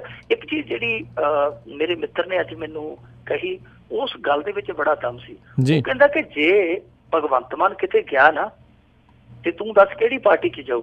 ਤੇ ਮੈਂ ਉਹਨੂੰ ਆਪਦਾ ਆਪਸ਼ਨ ਦੱਸਿਆ ਕਿ ਹੋ ਸਕਦਾ ਇਹਦੇ 'ਚ। ਕਹਿੰਦਾ ਨਹੀਂ, ਜੇ ਉਹ ਗਿਆ ਭਾਰਤੀ ਜਨਤਾ ਪਾਰਟੀ 'ਚ ਜਾਊ। ਮੈਂ ਕਿਹਾ ਕਿਵੇਂ? ਕਹਿੰਦਾ ਕਿਉਂਕਿ ਭਾਰਤੀ ਜਨਤਾ ਪਾਰਟੀ ਨੂੰ ਇਹੋ ਜਿਹੇ ਚਿਹਰੇ ਦੀ ਲੋੜ ਆ, ਨਵਜੋਤ ਸਿੱਧੂ ਦੀ ਗੈਰ ਹਾਜ਼ਰੀ 'ਚ ਉਹ ਸਲੋਟ ਖਾਲੀ ਹੈ। ਸੋ ਇਹ ਵੀ ਗੱਲ ਇੱਕ ਜਿਹੜੀ ਆ ਉਹ ਮੰਨਣ ਚਾਹੁੰਦੀ ਹੈ ਕਿ ਜੇ ਕੱਲ ਨੂੰ ਇਸ ਤਰ੍ਹਾਂ ਦਾ ਕਦਮ ਪੁੱਟਦਾ ਤੇ ਭਾਰਤੀ ਜਨਤਾ ਪਾਰਟੀ ਉਹਨੂੰ ਕੈਸ਼ ਕਰਨ ਦੀ ਬਹੁਤ ਸ਼ਿੱਦਤ ਨਾਲ ਕੋਸ਼ਿਸ਼ ਕਰੇਗੀ। ਪਰ ਉਹ ਗੱਲ ਜੇ ਦੀ ਹੈ, ਜੇ ਭਗਵੰਤ ਮਾਨ ਚਾਹੁੰਦਾ। ਹਾਲ ਦੀ ਘੜੀ ਭਗਵੰਤ ਮਾਨ ਨੇ ਇਹਨਾਂ ਸਾਰੀਆਂ ਚੀਜ਼ਾਂ ਨੂੰ ਰੱਦਿਆ, ਦਰਕਨਾਰ ਕੀਤਾ। ਉਹ ਕਹਿੰਦਾ ਕਿ ਨਹੀਂ, ਮੈਂ ਰਹੂੰਗਾ ਪਾਰਟੀ ਦੇ ਵਿੱਚ, ਜੋ ਮੇਰੇ ਗਿਲੇ ਸ਼ਿਕਵੇ ਸੀ ਮੈਂ ਜ਼ਾਹਰ ਕਰ ਦਿੱਤੇ ਆ। ਜੀ ਜੀ। ਅਗਲੇ ਕਾਲਰ ਗੁਰਦੀਪ ਸਿੰਘ ਬੈਂਸ, ਸਵਾਗਤ ਹੈ। ਸਤਿ ਸ਼੍ਰੀ ਅਕਾਲ ਜੀ। ਸਤਿ ਸ਼੍ਰੀ ਅਕਾਲ ਦੋਨੋਂ ਭਰਾਵਾਂ ਨੂੰ ਭਾਜੀ। ਸਤਿ ਸ਼੍ਰੀ ਅਕਾਲ। ਸਤਿ ਸ਼੍ਰੀ ਅਕਾਲ ਜੀ। ਸਤਿ ਸ਼੍ਰੀ ਅਕਾਲ। ਸਤਿ ਸ਼੍ਰੀ ਅਕਾਲ ਭਾਜੀ। ਮੈਂ ਉਧਰ ਵੀ ਦਾਸ ਨੇ ਬੇਨਤੀ ਕੀਤੀ ਸੀ ਭਾਜੀ ਦੀਆਂ ਕਵਿਤਾਵਾਂ ਦੀ ਈਮੇਲ ਮੰਗੀ ਸੀ ਮੈਂ, ਮਿੰਟੂ ਭਾਜੀ ਦੀਆਂ ਨਹੀਂ, ਉਹ ਲੀਡਰਾਂ ਦੀ ਲੁੱਟ ਦਾ ਸ਼ਿਕਾਰ ਹੋ ਗਿਆ ਵਗੈਰਾ ਦੀ, ਤਾਂ ਇਹ ਨਹੀਂ ਕਿਹਾ ਸੀ ਤੁਹਾਡੇ ਕੋਲੋਂ ਲੈ ਲਿਓ। ਮੁੜ ਕੇ ਮੈਨੂੰ ਫਿਰ ਤੁਸੀਂ ਕਾਲ ਨਹੀਂ ਨਾ ਕੀਤੀ, ਮੁੜ ਕੇ ਕਾਲ ਕਰਿਓ ਤੇ ਜਾਂ ਈਮੇਲ ਕਰਿਓ info@punjabiradio.usa.com ਦੇ ਉੱਤੇ, ਤੁਹਾਨੂੰ ਜਿਹੜੇ ਜੀ ਉਹ ਜਲਦੀ ਪਹੁੰਚਾ ਦੇਵਾਂਗੇ। ਪਰਵਾਹ ਨਾ ਕਰੋ। ਮਿੰਟੂ ਜੀ ਨੂੰ ਅੱਜ ਮੈਂ ਦੁਬਾਰਾ ਚੇਤਾ ਕਰਾ ਦਿੱਤਾ ਆਪਾਂ। ਜੀ ਜੀ ਜੀ। ਮੈਂ ਇਹਨਾਂ ਦੀਆਂ ਕਵਿਤਾਵਾਂ ਦਾ ਫੈਨ ਬਹੁਤ ਆ ਭਾਜੀ। ਤੁਸੀਂ ਇਕੱਲੇ ਨਹੀਂ ਹੋ, ਅਸੀਂ ਵੀ ਓਡੇ ਹੀ ਫੈਨ ਆ ਜੀ, ਵੱਡੇ ਵੱਡੇ ਪੱਕੇ ਆ ਅਸੀਂ ਵੀ। ਨਹੀਂ ਕੋਈ ਨਹੀਂ ਮੈਂ ਨਾ ਐਤਵਾਰ ਰਾਜਕਰਨਵੀਰ ਨੂੰ ਮੈਂ ਭੇਜ ਦੂੰਗਾ ਈਮੇਲ, ਉਹ ਤੁਹਾਨੂੰ ਅੱਗੇ ਸੈਂਡ ਕਰ ਦੇਗਾ। ਮੈਂ ਐਤਵਾਰ ਵਿਹਲਾ ਹੁੰਦਾ, ਮੈਂ ਕੱਢ ਕੇ, ਵੈਸੇ ਮੈਂ ਕਵਿਤਾਵਾਂ ਨਹੀਂ, ਮੈਂ ਤੇ ਤੁੱਕੇ ਜੇ ਲਾ ਕੇ ਤੁਕਬੰਦੀ ਕਰ ਦੇਣਾ। ਤੁਹਾਨੂੰ ਪਸੰਦ ਆਉਂਦੀ ਹੈ ਤੇ ਇਹ ਮੇਰੀ ਖੁਸ਼ਕਿਸਮਤੀ ਆ, ਧੰਨ ਭਾਗ ਮੇਰੇ। ਉਹ ਜਿਹੜੀਆਂ ਵੀ ਹੈਗੀਆਂ ਮੇਰੇ ਕੋਲ ਮੈਂ ਚੁਣ ਕੇ ਰਾਜਕਰਨਵੀਰ ਸਿੰਘ ਨੂੰ ਮੇਲ ਕਰ ਦੂੰ, ਉਹ ਤੁਹਾਨੂੰ ਗਾ ਅੱਗੇ ਮੇਲ ਫਾਰਵਰਡ ਕਰ ਦੂੰਗਾ। ਸੋ ਜਿਹੜੀ ਦੇਰੀ ਹੋਈ ਹੈ ਉਹਦੇ ਲਈ ਮੈਂ ਮਾਫੀ ਮੰਗਦਾ, ਮੈਂ ਭੁੱਲ ਗਿਆ ਸੀ। ਜੀ ਜੀ, ਕੋਈ ਨਹੀਂ ਮਿੰਟੂ ਜੀ। ਜੀ ਅਗਲੇ ਕਾਲਰ ਰਾਜਾ ਜੀ ਮੋਡੈਸਟੋ ਤੋਂ, ਸਵਾਗਤ ਹੈ। ਸਤਿ ਸ਼੍ਰੀ ਅਕਾਲ ਜੀ। ਸਤਿ ਸ਼੍ਰੀ ਅਕਾਲ ਜੀ। ਸਤਿ ਸ਼੍ਰੀ ਅਕਾਲ। ਹਾਂਜੀ, ਮੈਂ ਆਮ ਆਦਮੀ ਪਾਰਟੀ ਨੂੰ ਜਿਵੇਂ ਆਪੋਜੀਸ਼ਨ ਦੇ ਲੀਡਰ ਬਣਾਏ ਆ, ਇਹਨਾਂ ਦਾ ਕੀ ਤੇਲ ਤੋਂ ਮੁੱਕ ਗਿਆ, ਸਟਾਰਟ ਹੀ ਨਹੀਂ ਹੋ ਰਹੇ। ਹੁਣ ਤਾਂ ਇੰਨੇ ਇਸ਼ੂ ਪੰਜਾਬ ਦੇ ਵਿੱਚ ਆਪਣਾ ਉੱਠੇ ਹੋਏ ਆ, ਇਹਨਾਂ ਨੂੰ ਉਹ ਮੁੱਦੇ ਉਠਾਉਣੇ ਚਾਹੀਦੇ, ਜਾਂ ਫੂਲਕਾ ਸਾਹਿਬ ਨਾਲ ਰਲ ਕੇ ਰਾਜੀ ਨਹੀਂ ਵੀ ਉਹ ਤੋਂ ਨਾਰਾਜ਼ ਵੀ ਤੇ ਉਹਨਾਂ ਤੋਂ ਹੈਗਾ ਥੋੜਾ ਜਿਹਾ ਪਿੱਛੇ ਹਟਦੇ ਸਾਰੇ ਜਾਣੇ ਜੀ। ਇਹਦੇ ਬਾਰੇ ਦੱਸਿਓ ਜੀ। ਥੈਂਕ ਯੂ ਜੀ। ਦੇਖੋ, ਇਕਮੁੱਠਤਾ ਦੀ ਜ਼ਰੂਰਤ ਹਰੇਕ ਥਾਂ ਹੀ ਆ, ਚਾਹੇ ਉਹ ਵਿਰੋਧੀ ਧਿਰ ਦੇ ਵਜੋਂ ਆ, ਚਾਹੇ ਉਂਝ ਵੀ ਹੇਠਲੇ ਪੱਧਰ ਤੇ ਜੇ ਕੰਮ ਕਰਨਾ। ਕਿਉਂਕਿ ਜੇ ਸਿਆਸਤ ਇਹਨਾਂ ਨੇ ਗਾਂਹ ਚਲਾਉਣੀ, ਕੰਮ ਕਰਕੇ ਕਰਨਾ ਪਊ, ਲੋਕਾਂ ਦੇ ਵਿੱਚ ਵਿਚਰਨਾ ਪਊ, ਲੋਕਾਂ ਦੇ ਜਾ ਕੇ ਦੁੱਖ ਤਕਲੀਫਾਂ 'ਚ ਸਾਂਝੀਵਾਲ ਬਣਨਾ ਪਊ। ਪਰ ਜੇ ਇਸ ਤਰ੍ਹਾਂ ਬਹਿ ਕੇ ਕੰਮ ਨਹੀਂ ਚੱਲਣਾ, ਠੀਕ ਹੈ, ਤੁਹਾਡੇ ਰੋਸੇ ਸ਼ਿਕਵੇ ਇੱਕ ਦੂਜੇ ਦੇ ਨਾਲ ਹੋ ਸਕਦੇ ਆ, ਪਰ ਉਹਨਾਂ ਨੂੰ ਤੁਸੀਂ ਦਿਲ 'ਚੋਂ ਕੱਢੋ। ਦਿਲ 'ਚੋਂ ਜਿਹੜੀ ਤੁਹਾਡੇ ਮਾੜੀ ਮੋਟੀ ਮੈਲ ਹੈ ਉਹਨੂੰ ਕੱਢ ਕੇ ਕੰਮ ਤੁਸੀਂ ਕਰੋ। ਜਿਹੜੀ ਦੂਜੀ ਗੱਲ ਹੈ ਨਾ, ਵਿਰੋਧੀ ਧਿਰ ਦੇ ਨੇਤਾ ਵਜੋਂ, ਦੇਖੋ ਮੇਰੇ ਨਾਲ ਕੋਈ ਇਤਫਾਕ ਰੱਖੇ ਜਾਂ ਨਾ ਰੱਖੇ, ਮਾਣਕ ਦੇ ਵਾਂਗੂ ਨਾ ਸੱਚੀ ਗੱਲ ਜ਼ੁਬਾਨ ਤੇ ਆਈ ਨਹੀਂ ਰਹਿੰਦੀ। ਮੇਰੀ ਨਜ਼ਰ ਦੇ ਵਿੱਚ ਨਾ ਜਿਹੜਾ ਵਿਰੋਧੀ ਧਿਰ ਦਾ ਆਗੂ ਬਣਾਇਆ ਫੂਲਕਾ ਸਾਹਿਬ ਵਕੀਲ ਬਹੁਤ ਵਧੀਆ ਨੇ, ਸ਼ਖਸੀਅਤ ਬੇਦਾਗ ਸ਼ਖਸੀਅਤ ਹੈ, ਪਰ ਮੇਰੇ ਖਿਆਲ ਦੇ ਨਾਲ ਸਿਆਸੀ ਤੌਰ ਤੇ ਉਹ ਇਸ ਅਹੁਦੇ ਦੇ ਮੈਨੂੰ ਯੋਗ ਨਹੀਂ ਲੱਗਦੇ। ਇਹਨਾਂ ਦੀ ਥਾਂ ਤੇ ਸ਼ਾਇਦ ਕੋਈ ਸੁਖਪਾਲ ਸਿੰਘ ਖਹਿਰਾ ਸਰੀਕੇ ਦਾ ਬੰਦਾ ਬਣਾਇਆ ਹੁੰਦਾ, ਉਹ ਜ਼ਿਆਦਾ ਇਕਤਾ ਭਰ ਸਕਦਾ ਸੀ। ਫੂਲਕਾ ਸਾਹਿਬ ਨੇ ਦੇਖੋ ਜਿਸ ਤਰੀਕੇ ਨਾਲ, ਕਿਉਂਕਿ ਫੂਲਕਾ ਸਾਹਿਬ ਦਾ ਕੋਈ ਮਤਲਬ ਨਹੀਂ ਸੀ ਬਣਦਾ। ਭਗਵੰਤ ਮਾਨ ਨੇ ਚਲੋ ਕੀਤੀ ਹੈ, ਦਿਲ ਦੀ ਗੱਲ ਕੀਤੀ ਹੈ, ਸੋ ਕੀਤੀ ਹੈ, ਨਾਲ ਦੀ ਨਾਲ ਉਹਨੂੰ ਰਿਐਕਟ ਕਰਕੇ ਉਸ ਗੱਲ ਨੂੰ ਬਹੁਤ ਵੱਡੀ ਬਣਾ ਦਿੱਤਾ ਗਿਆ। ਭਗਵੰਤ ਮਾਨ ਦੀ ਇੰਟਰਵਿਊ ਸ਼ਾਇਦ ਨਾਰਮਲ ਹੀ ਰਹਿ ਜਾਂਦੀ, ਉਹ ਜਿਹੜਾ ਰਿਐਕਟ ਕੀਤਾ ਗਿਆ, ਉਸ ਬਿਆਨ ਨੂੰ ਕੱਟਿਆ ਗਿਆ ਫੂਲਕਾ ਸਾਹਿਬ ਵੱਲੋਂ, ਉਹ ਉਸ ਟਾਈਮ ਤੇ ਕੱਟਿਆ ਗਿਆ ਜਿਸ ਸਮੇਂ ਇੱਕ ਮੀਡੀਆ ਦੇ ਵਿੱਚ ਹਾਈਪ ਕ੍ਰੀਏਟ ਹੋ ਗਈ। ਸੋ ਗੱਲ ਬਹੁਤ ਜ਼ਿਆਦਾ ਉਛਲ ਗਈ, ਉਹ ਕੌਮੀ ਪੱਧਰ ਤੇ ਚਲੇਗੀ ਗੱਲ ਕਿ ਭਗਵੰਤ ਮਾਨ ਹੈ ਬੋਲਿਆ, ਅੱਗੋਂ ਫੂਲਕੇ ਨੇ ਆ ਜਵਾਬ ਦਿੱਤਾ, ਉੱਥੇ ਸਭ ਅੱਛਾ ਨਹੀਂ। ਤੇ ਜੇ ਫੂਲਕਾ ਸਾਹਿਬ ਅੱਗੋਂ ਇਹ ਕਹਿੰਦੇ ਕਿ ਕੋਈ ਗੱਲ ਨਹੀਂ ਜੀ, ਭਗਵੰਤ ਸਾਡਾ ਆਪਦਾ ਬੰਦਾ ਹੈ, ਅਸੀਂ ਉਹਨੂੰ ਬਿਠਾ ਕੇ ਪੁੱਛਿਆ ਦੱਸਾਂਗੇ, ਕਿਉਂਕਿ ਇਹਨਾਂ ਦੀ ਆਪਸ ਦੇ ਵਿੱਚ ਪਹਿਲਾਂ ਹੀ ਥੋੜੀ ਜਿਹੀ ਖਟਪਟ ਸੀ ਤੇ ਫੂਲਕਾ ਸਾਹਿਬ ਨੂੰ ਲੱਗਿਆ ਕਿ ਲੋਹਾ ਗਰਮ ਆ, ਹੁਣ ਥੋੜਾ ਚਲਾ ਦਿਓ, ਪਰ ਉਹ ਥੋੜਾ ਗਲਤ ਟਾਈਮ ਸੀ। ਇਹ ਅੱਗੋਂ ਕਹਿੰਦੇ ਕੋਈ ਗੱਲ ਨਹੀਂ ਜੀ, ਭਗਵੰਤ ਨਾਲ ਅਸੀਂ ਗਿਲੇ ਸ਼ਿਕਵੇ ਦੂਰ ਕਰ ਲਾਂਗੇ, ਤਾਂ ਮੇਰੇ ਖਿਆਲ ਦੇ ਨਾਲ ਇਹ ਗੱਲ ਜਿਹੜੀ ਇੱਥੇ ਦਬ ਜਾਣੀ ਸੀ। ਸੋ ਇਹ ਮੈਂ ਕਹਿ ਰਿਹਾ ਕਿ ਤਜਰਬੇ ਦੇ ਲਿਹਾਜ਼ ਦੇ ਨਾਲ ਖਹਿਰਾ ਸਾਹਿਬ ਕਿਤੇ ਅੱਗੇ ਲਾਏ ਹੁੰਦੇ ਤੇ ਉਹ ਬਿਹਤਰ ਸੀਗੇ, ਉਹ ਇਹਨਾਂ ਨੂੰ ਜਿਹੜਾ ਇਕੱਠਾ ਕਰਕੇ ਵਧੀਆ ਢੰਗ ਨਾਲ ਲੀਡ ਕਰ ਸਕਦੇ ਸੀ। ਜੀ ਜੀ, ਅਗਲੇ ਕਾਲਰ ਮਿੰਟੂ ਜੀ ਆਪਣੇ ਨਾਲ ਜੁੜੇ ਨੇ, ਰੂਪ ਸਿੰਘ ਸੰਧੂ, ਸਵਾਗਤ ਹੈ, ਸਤਿ ਸ਼੍ਰੀ ਅਕਾਲ।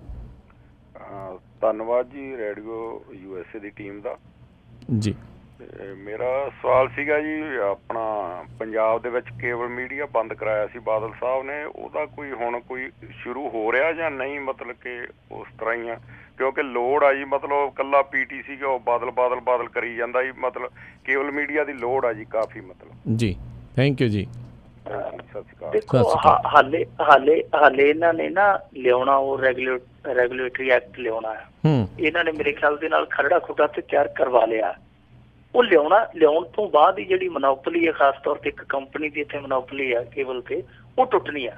ਹਾਲ ਦੀ ਘੜੀ ਤੁਹਾਨੂੰ ਉਹੀ ਚੈਨਲ ਜਿਹਦਾ ਤੁਸੀਂ ਨਾਂ ਲਿਆ ਉਹੀ ਜਿਹਦਾ ਹੋਣਾ ਵਾਰ-ਵਾਰ, ਤਾਂ ਹੀ ਤੁਸੀਂ ਇਹ ਸਵਾਲ ਕਰਨ ਦੇ ਹੋ। ਜਿੰਨਾ ਚਿਰ ਉਹ ਰੈਗੂਲੇਟਰੀ ਐਕਟ ਨਹੀਂ ਆਏਗਾ ਉਦੋਂ ਤੱਕ ਇਹ ਮਨੋਪਲੀ ਹੈ ਜਿਹੜੀ ਜਾਰੀ ਰਹੇਗੀ। ਸੋ ਉਸ ਤੋਂ ਬਾਅਦ ਜਦੋਂ ਇਹ ਬਦਲਣਗੇ, ਨਿਯਮ ਬਦਲਣਗੇ, ਸ਼ਰਤਾਂ ਬਦਲਣਗੇ, ਫਿਰ ਛੋਟੇ ਕੇਬਲ ਆਪਰੇਟਰ ਜਿਹੜੇ ਭੁੱਖੇ ਮਾਰਤੇ ਇਸ ਇੱਕ ਕੰਪਨੀ ਨੇ, ਉਹਨਾਂ ਦਾ ਰੁਜ਼ਗਾਰ ਖੋਲਿਆ, ਉਹਨਾਂ ਦੇ ਮੂੰਹ 'ਚ ਰੋਜੀ ਰੋਟੀ ਖੋਲੀ, ਉਹ ਛੋਟੇ ਜਦੋਂ ਲੱਗਣਗੇ ਆਪਣੇ ਕੰਮਕਾਰ 'ਚ, ਜਿਹੜੇ ਕੰਮਕਾਰ ਛੁੱਟ ਗਏ ਸੀ, ਤਾਂ ਫਿਰ ਜਿਹੜੇ ਚੈਨਲ ਬੰਦ ਕੀਤੇ ਗਏ ਉਹ ਵੀ ਚੱਲ ਪੈਣਗੇ ਨਾਲ। ਜਿਹੜਾ ਪਿੰਡਾਂ ਤੱਕ ਦਾ ਧੰਦਾ ਇਹਨਾਂ ਨੇ ਮਾਰ ਦਿੱਤਾ ਸੀਗਾ, ਉਹ ਬਹੁਤ ਸਾਰੇ ਲੋਕਾਂ ਨੂੰ ਦੁਬਾਰਾ ਰੁਜ਼ਗਾਰ ਵੀ ਦੇ ਦੇਗਾ ਜੇ ਇਹ ਕਈ ਤੇ ਖਰੇ ਉਤਰਦੇ ਆ, ਕਿਉਂਕਿ ਇਹਨਾਂ ਨੇ ਕਿਹਾ ਸੀਗਾ ਕਿ ਅਸੀਂ ਕੇਬਲ ਮਾਫੀਆ ਦਾ ਅੰਤ ਕਰ ਦਿਆਂਗੇ। ਸੋ ਜੇ ਅੰਤ ਕਰਦੇ ਆ ਤੇ ਫਿਰ ਸਭ ਕੁਝ ਠੀਕ ਹੋ ਜਾਊਗਾ, ਜੇ ਅੰਤ ਦੀ ਥਾਂ ਤੇ ਬੇਅੰਤ ਕਰਤਾ ਤੇ ਫਿਰ ਧੰਨ ਹੋਈ ਪਈ ਆ। ਵੈਸੇ ਮਿੰਟੂ ਜੀ ਕਹਿੰਦੇ ਸਿਖਾ ਕੇ ਤਾਂ ਕੈਪਟਨ ਹੀ ਗਏ ਸੀਗੇ ਵੀ ਕਿੱਦਾਂ ਇੱਕ ਚੈਨਲ ਦਾ ਰਾਜ ਹੋਣਾ ਚਾਹੀਦਾ ਚੌਂਸ਼ ਫਿਰ ਜੀ। ਕਈ ਵਾਰੀ ਅਗਲੇ ਦੀਆਂ ਪਿਛਲੇ ਦੀਆਂ ਰਾਜ ਜਿਹੜੀਆਂ ਨੀਤੀਆਂ ਹੁੰਦੀਆਂ ਨਾ, ਰਾਜਨੀਤੀਆਂ, ਉਹ ਦੂਜੀ ਸਰਕਾਰ ਆ ਕੇ ਉਹਨੂੰ ਕਨਵੀ ਕਰ ਦਿੰਦੀ ਹੈ। ਜੀ ਜੀ, ਨਿਸ਼ਾਨ ਸਿੰਘ ਜੀ, ਸਵਾਗਤ ਹੈ, ਸਤਿ ਸ਼੍ਰੀ ਅਕਾਲ ਜੀ।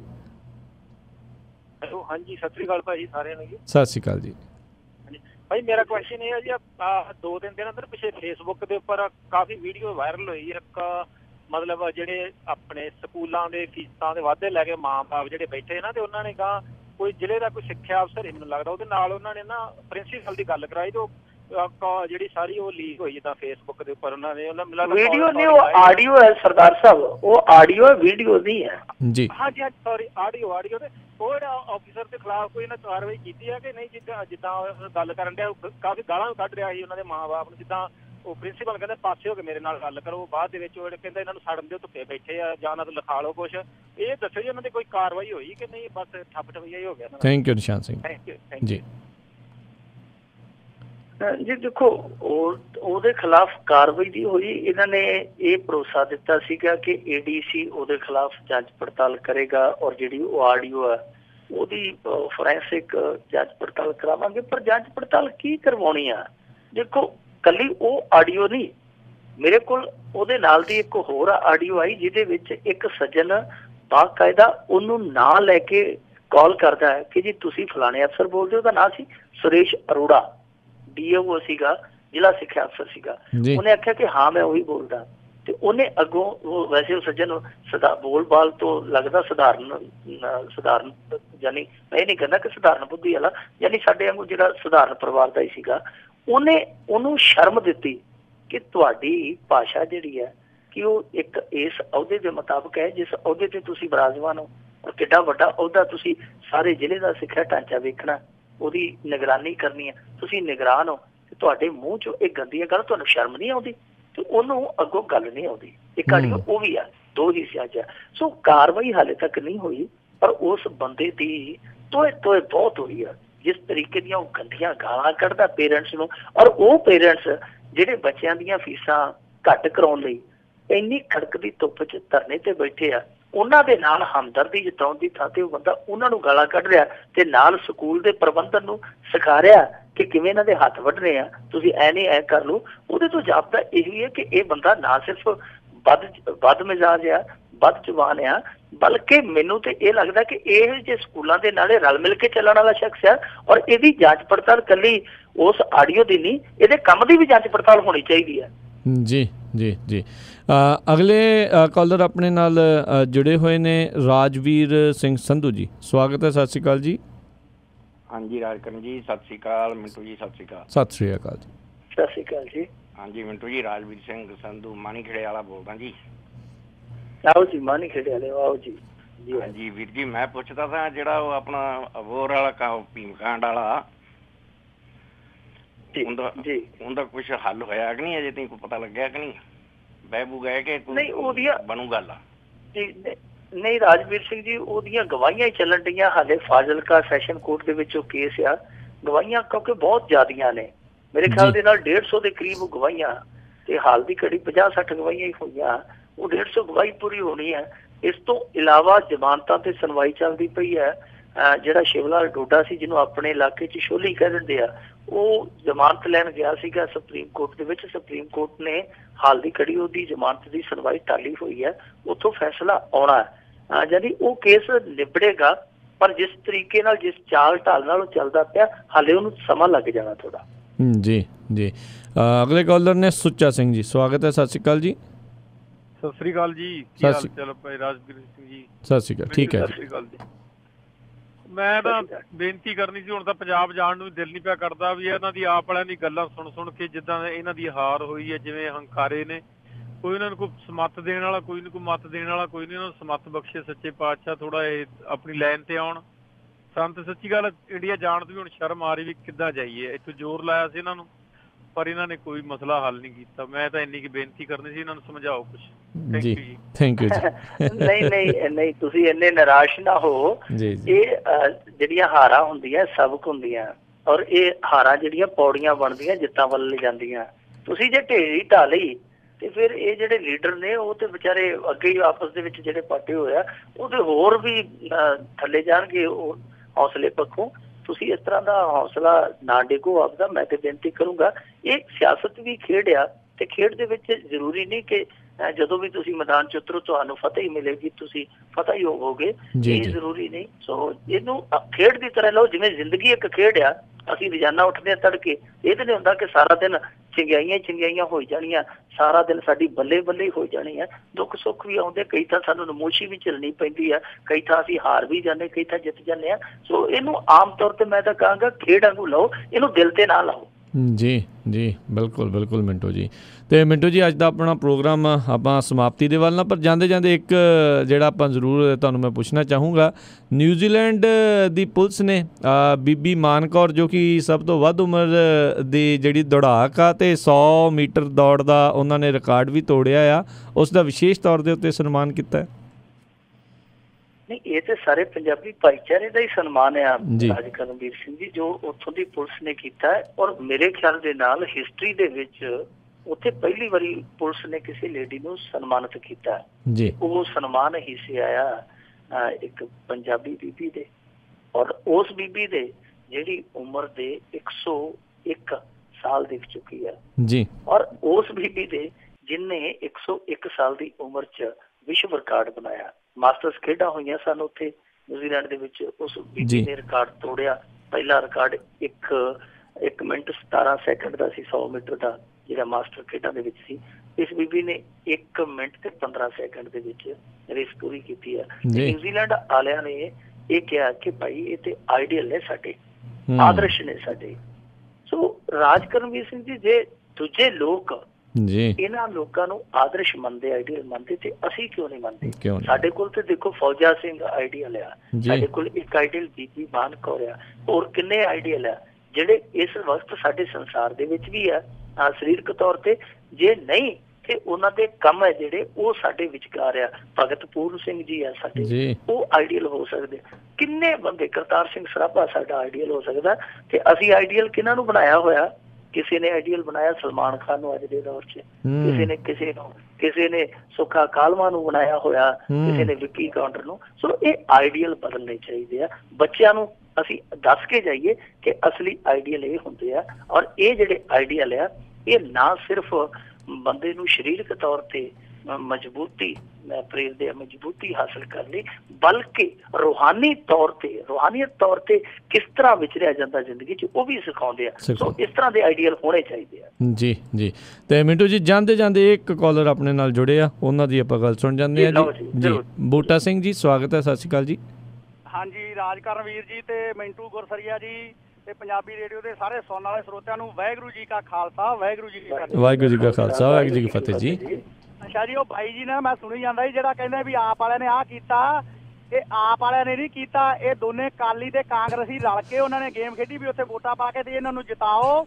ਉਹਨਾਂ ਨੂੰ ਕਹਾ ਬਾਈ ਜੀ ਦਿਲ ਨਾ ਛੱਡੋ, ਅਸੀਂ ਵੀ ਆਪ ਵਾਲੇ ਆ, ਜਾਵਾਂਗੇ ਵੱਜਦੇ ਵੱਜ ਜਾਵਾਂਗੇ।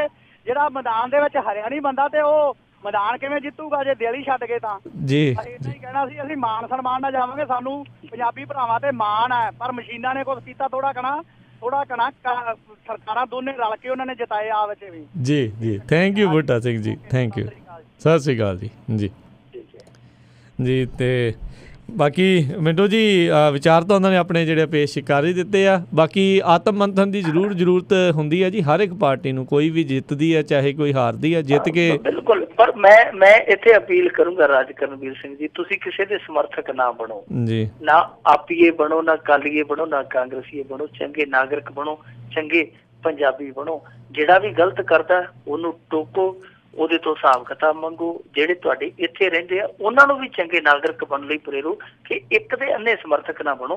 ਜਿੱਥੇ ਉਹ ਗਲਤ ਹੁੰਦਾ ਉਹਨੂੰ ਗਲਤ ਕਹੋ, ਜਿੱਥੇ ਉਹ ਸਹੀ ਕਰਦਾ, ਚਾਹੇ ਤੁਹਾਡੇ ਆਈਡੀਓਲੋਜੀ ਦਾ ਉਹ ਵਿਰੋਧੀ ਵੀ ਹੈ, ਜੇ ਉਹ ਸਹੀ ਕਰਦਾ ਤੇ ਉਹਨੂੰ ਸਹੀ ਕਹੋ। ਮੇਰੇ ਖਿਆਲ ਦੇ ਨਾਲ ਜੇ ਅਸੀਂ ਸਾਰੇ ਇਸ ਤਰ੍ਹਾਂ ਦੇ ਜ਼ਿੰਮੇਵਾਰ ਬਣ ਜਾਵਾਂਗੇ ਨਾ ਕਿ ਗਲਤ ਨੂੰ ਗਲਤ ਕਹਿਣ ਲੱਗ ਜਾਵਾਂਗੇ, ਇਹ ਜਿਹੜੇ ਗਲਤ ਬੰਦੇ ਸਾਡੇ ਤੇ ਰਾਜ ਕਰਦੇ ਇਹ ਆਪਣੇ ਆਪ ਖਤਮ ਹੋ ਜਾਣਗੇ। ਝੂਠਾ ਮਰ ਗਿਆ, ਚਿੱਚੜ ਖਤਮ। ਜੀ ਜੀ ਜੀ।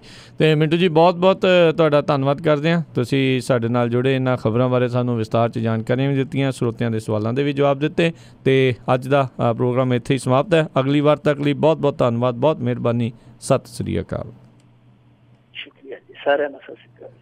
ਤੇ ਸੋ ਤੇ ਇੱਥੇ ਸਾਡਾ ਅੱਜ ਦਾ ਇਹ ਵਾਲਾ ਪ੍ਰੋਗਰਾਮ ਸਮਾਪਤ ਹੈ। ਇਸ ਤੋਂ ਬਾਅਦ ਦੇ ਵਿੱਚ ਹੁਣ ਆਤਮਿਕ ਆਨੰਦ ਪ੍ਰੋਗਰਾਮ ਆਵੇਗਾ, ਉਸ ਦੇ ਨਾਲ ਤੁਸੀਂ ਜੁੜਨਾ ਹੈ। ਅਤੇ ਉਸ ਤੋਂ ਬਾਅਦ ਦੇ ਵਿੱਚ ਜਿਹੜਾ ਜੀ ਪ੍ਰੋਗਰਾਮ ਸਜਰੀ ਸਵੇਰ ਉਹ ਆਵੇਗਾ, ਕੁਝ ਗੱਲਾਂ ਕੁਝ ਗੀਤ। ਅਤੇ ਅੱਜ ਰਾਤ ਨੂੰ ਜਿਹੜਾ ਪ੍ਰੋਗਰਾਮ ਪਾਣੀ ਵਿੱਚ ਮਧਾਣੀ ਆ ਉਹ ਵੀ ਆਵੇਗਾ। ਪਿਛਲੇ 2-3 ਵੀਕ ਤੋਂ ਜਿਹੜਾ ਉਹ ਨਹੀਂ ਸੀ ਆਇਆ, ਕਿਉਂਕਿ ਵੱਖ-ਵੱਖ ਗੁਰੂ ਘਰਾਂ ਤੋਂ ਵਿਸ਼ੇਸ਼ ਸਮਾਗਮ ਜਿਹੜੇ ਸ਼ਾਮ ਦੇ ਉਦੋਂ ਚੱਲ ਰਹੇ ਸੀਗੇ ਉਸ ਦੇ ਕਰਕੇ। ਪਰ ਅੱਜ ਨੂੰ ਜਿਹੜਾ ਪਾਣੀ ਵਿੱਚ ਮਧਾਣੀ ਪ੍ਰੋਗਰਾਮ ਆ ਬਾਤਾਂ ਬੁਝਾਰਤਾਂ ਵਾਲਾ, ਜਨਰਲ ਨੌਲੇਜ ਦੇ ਸਵਾਲ ਜਵਾਬ ਵਾਲਾ, ਉਹ ਰਾਤ ਨੂੰ ਜਿਹੜਾ ਜੀ 9 ਵਜੇ ਉਹ ਪ੍ਰੋਗਰਾਮ ਆਵੇਗਾ। ਉਸ ਦੇ ਵਿੱਚ ਵੀ ਤੁਸੀਂ ਜ਼ਰੂਰ ਜੁੜਨਾ ਹੈ। ਅਤੇ ਹੁਣ ਇਜਾਜ਼ਤ ਦਿਓ, ਮਿਲਾਂਗੇ ਜੀ ਇੱਕ ਵਾਰੀ ਫਿਰ।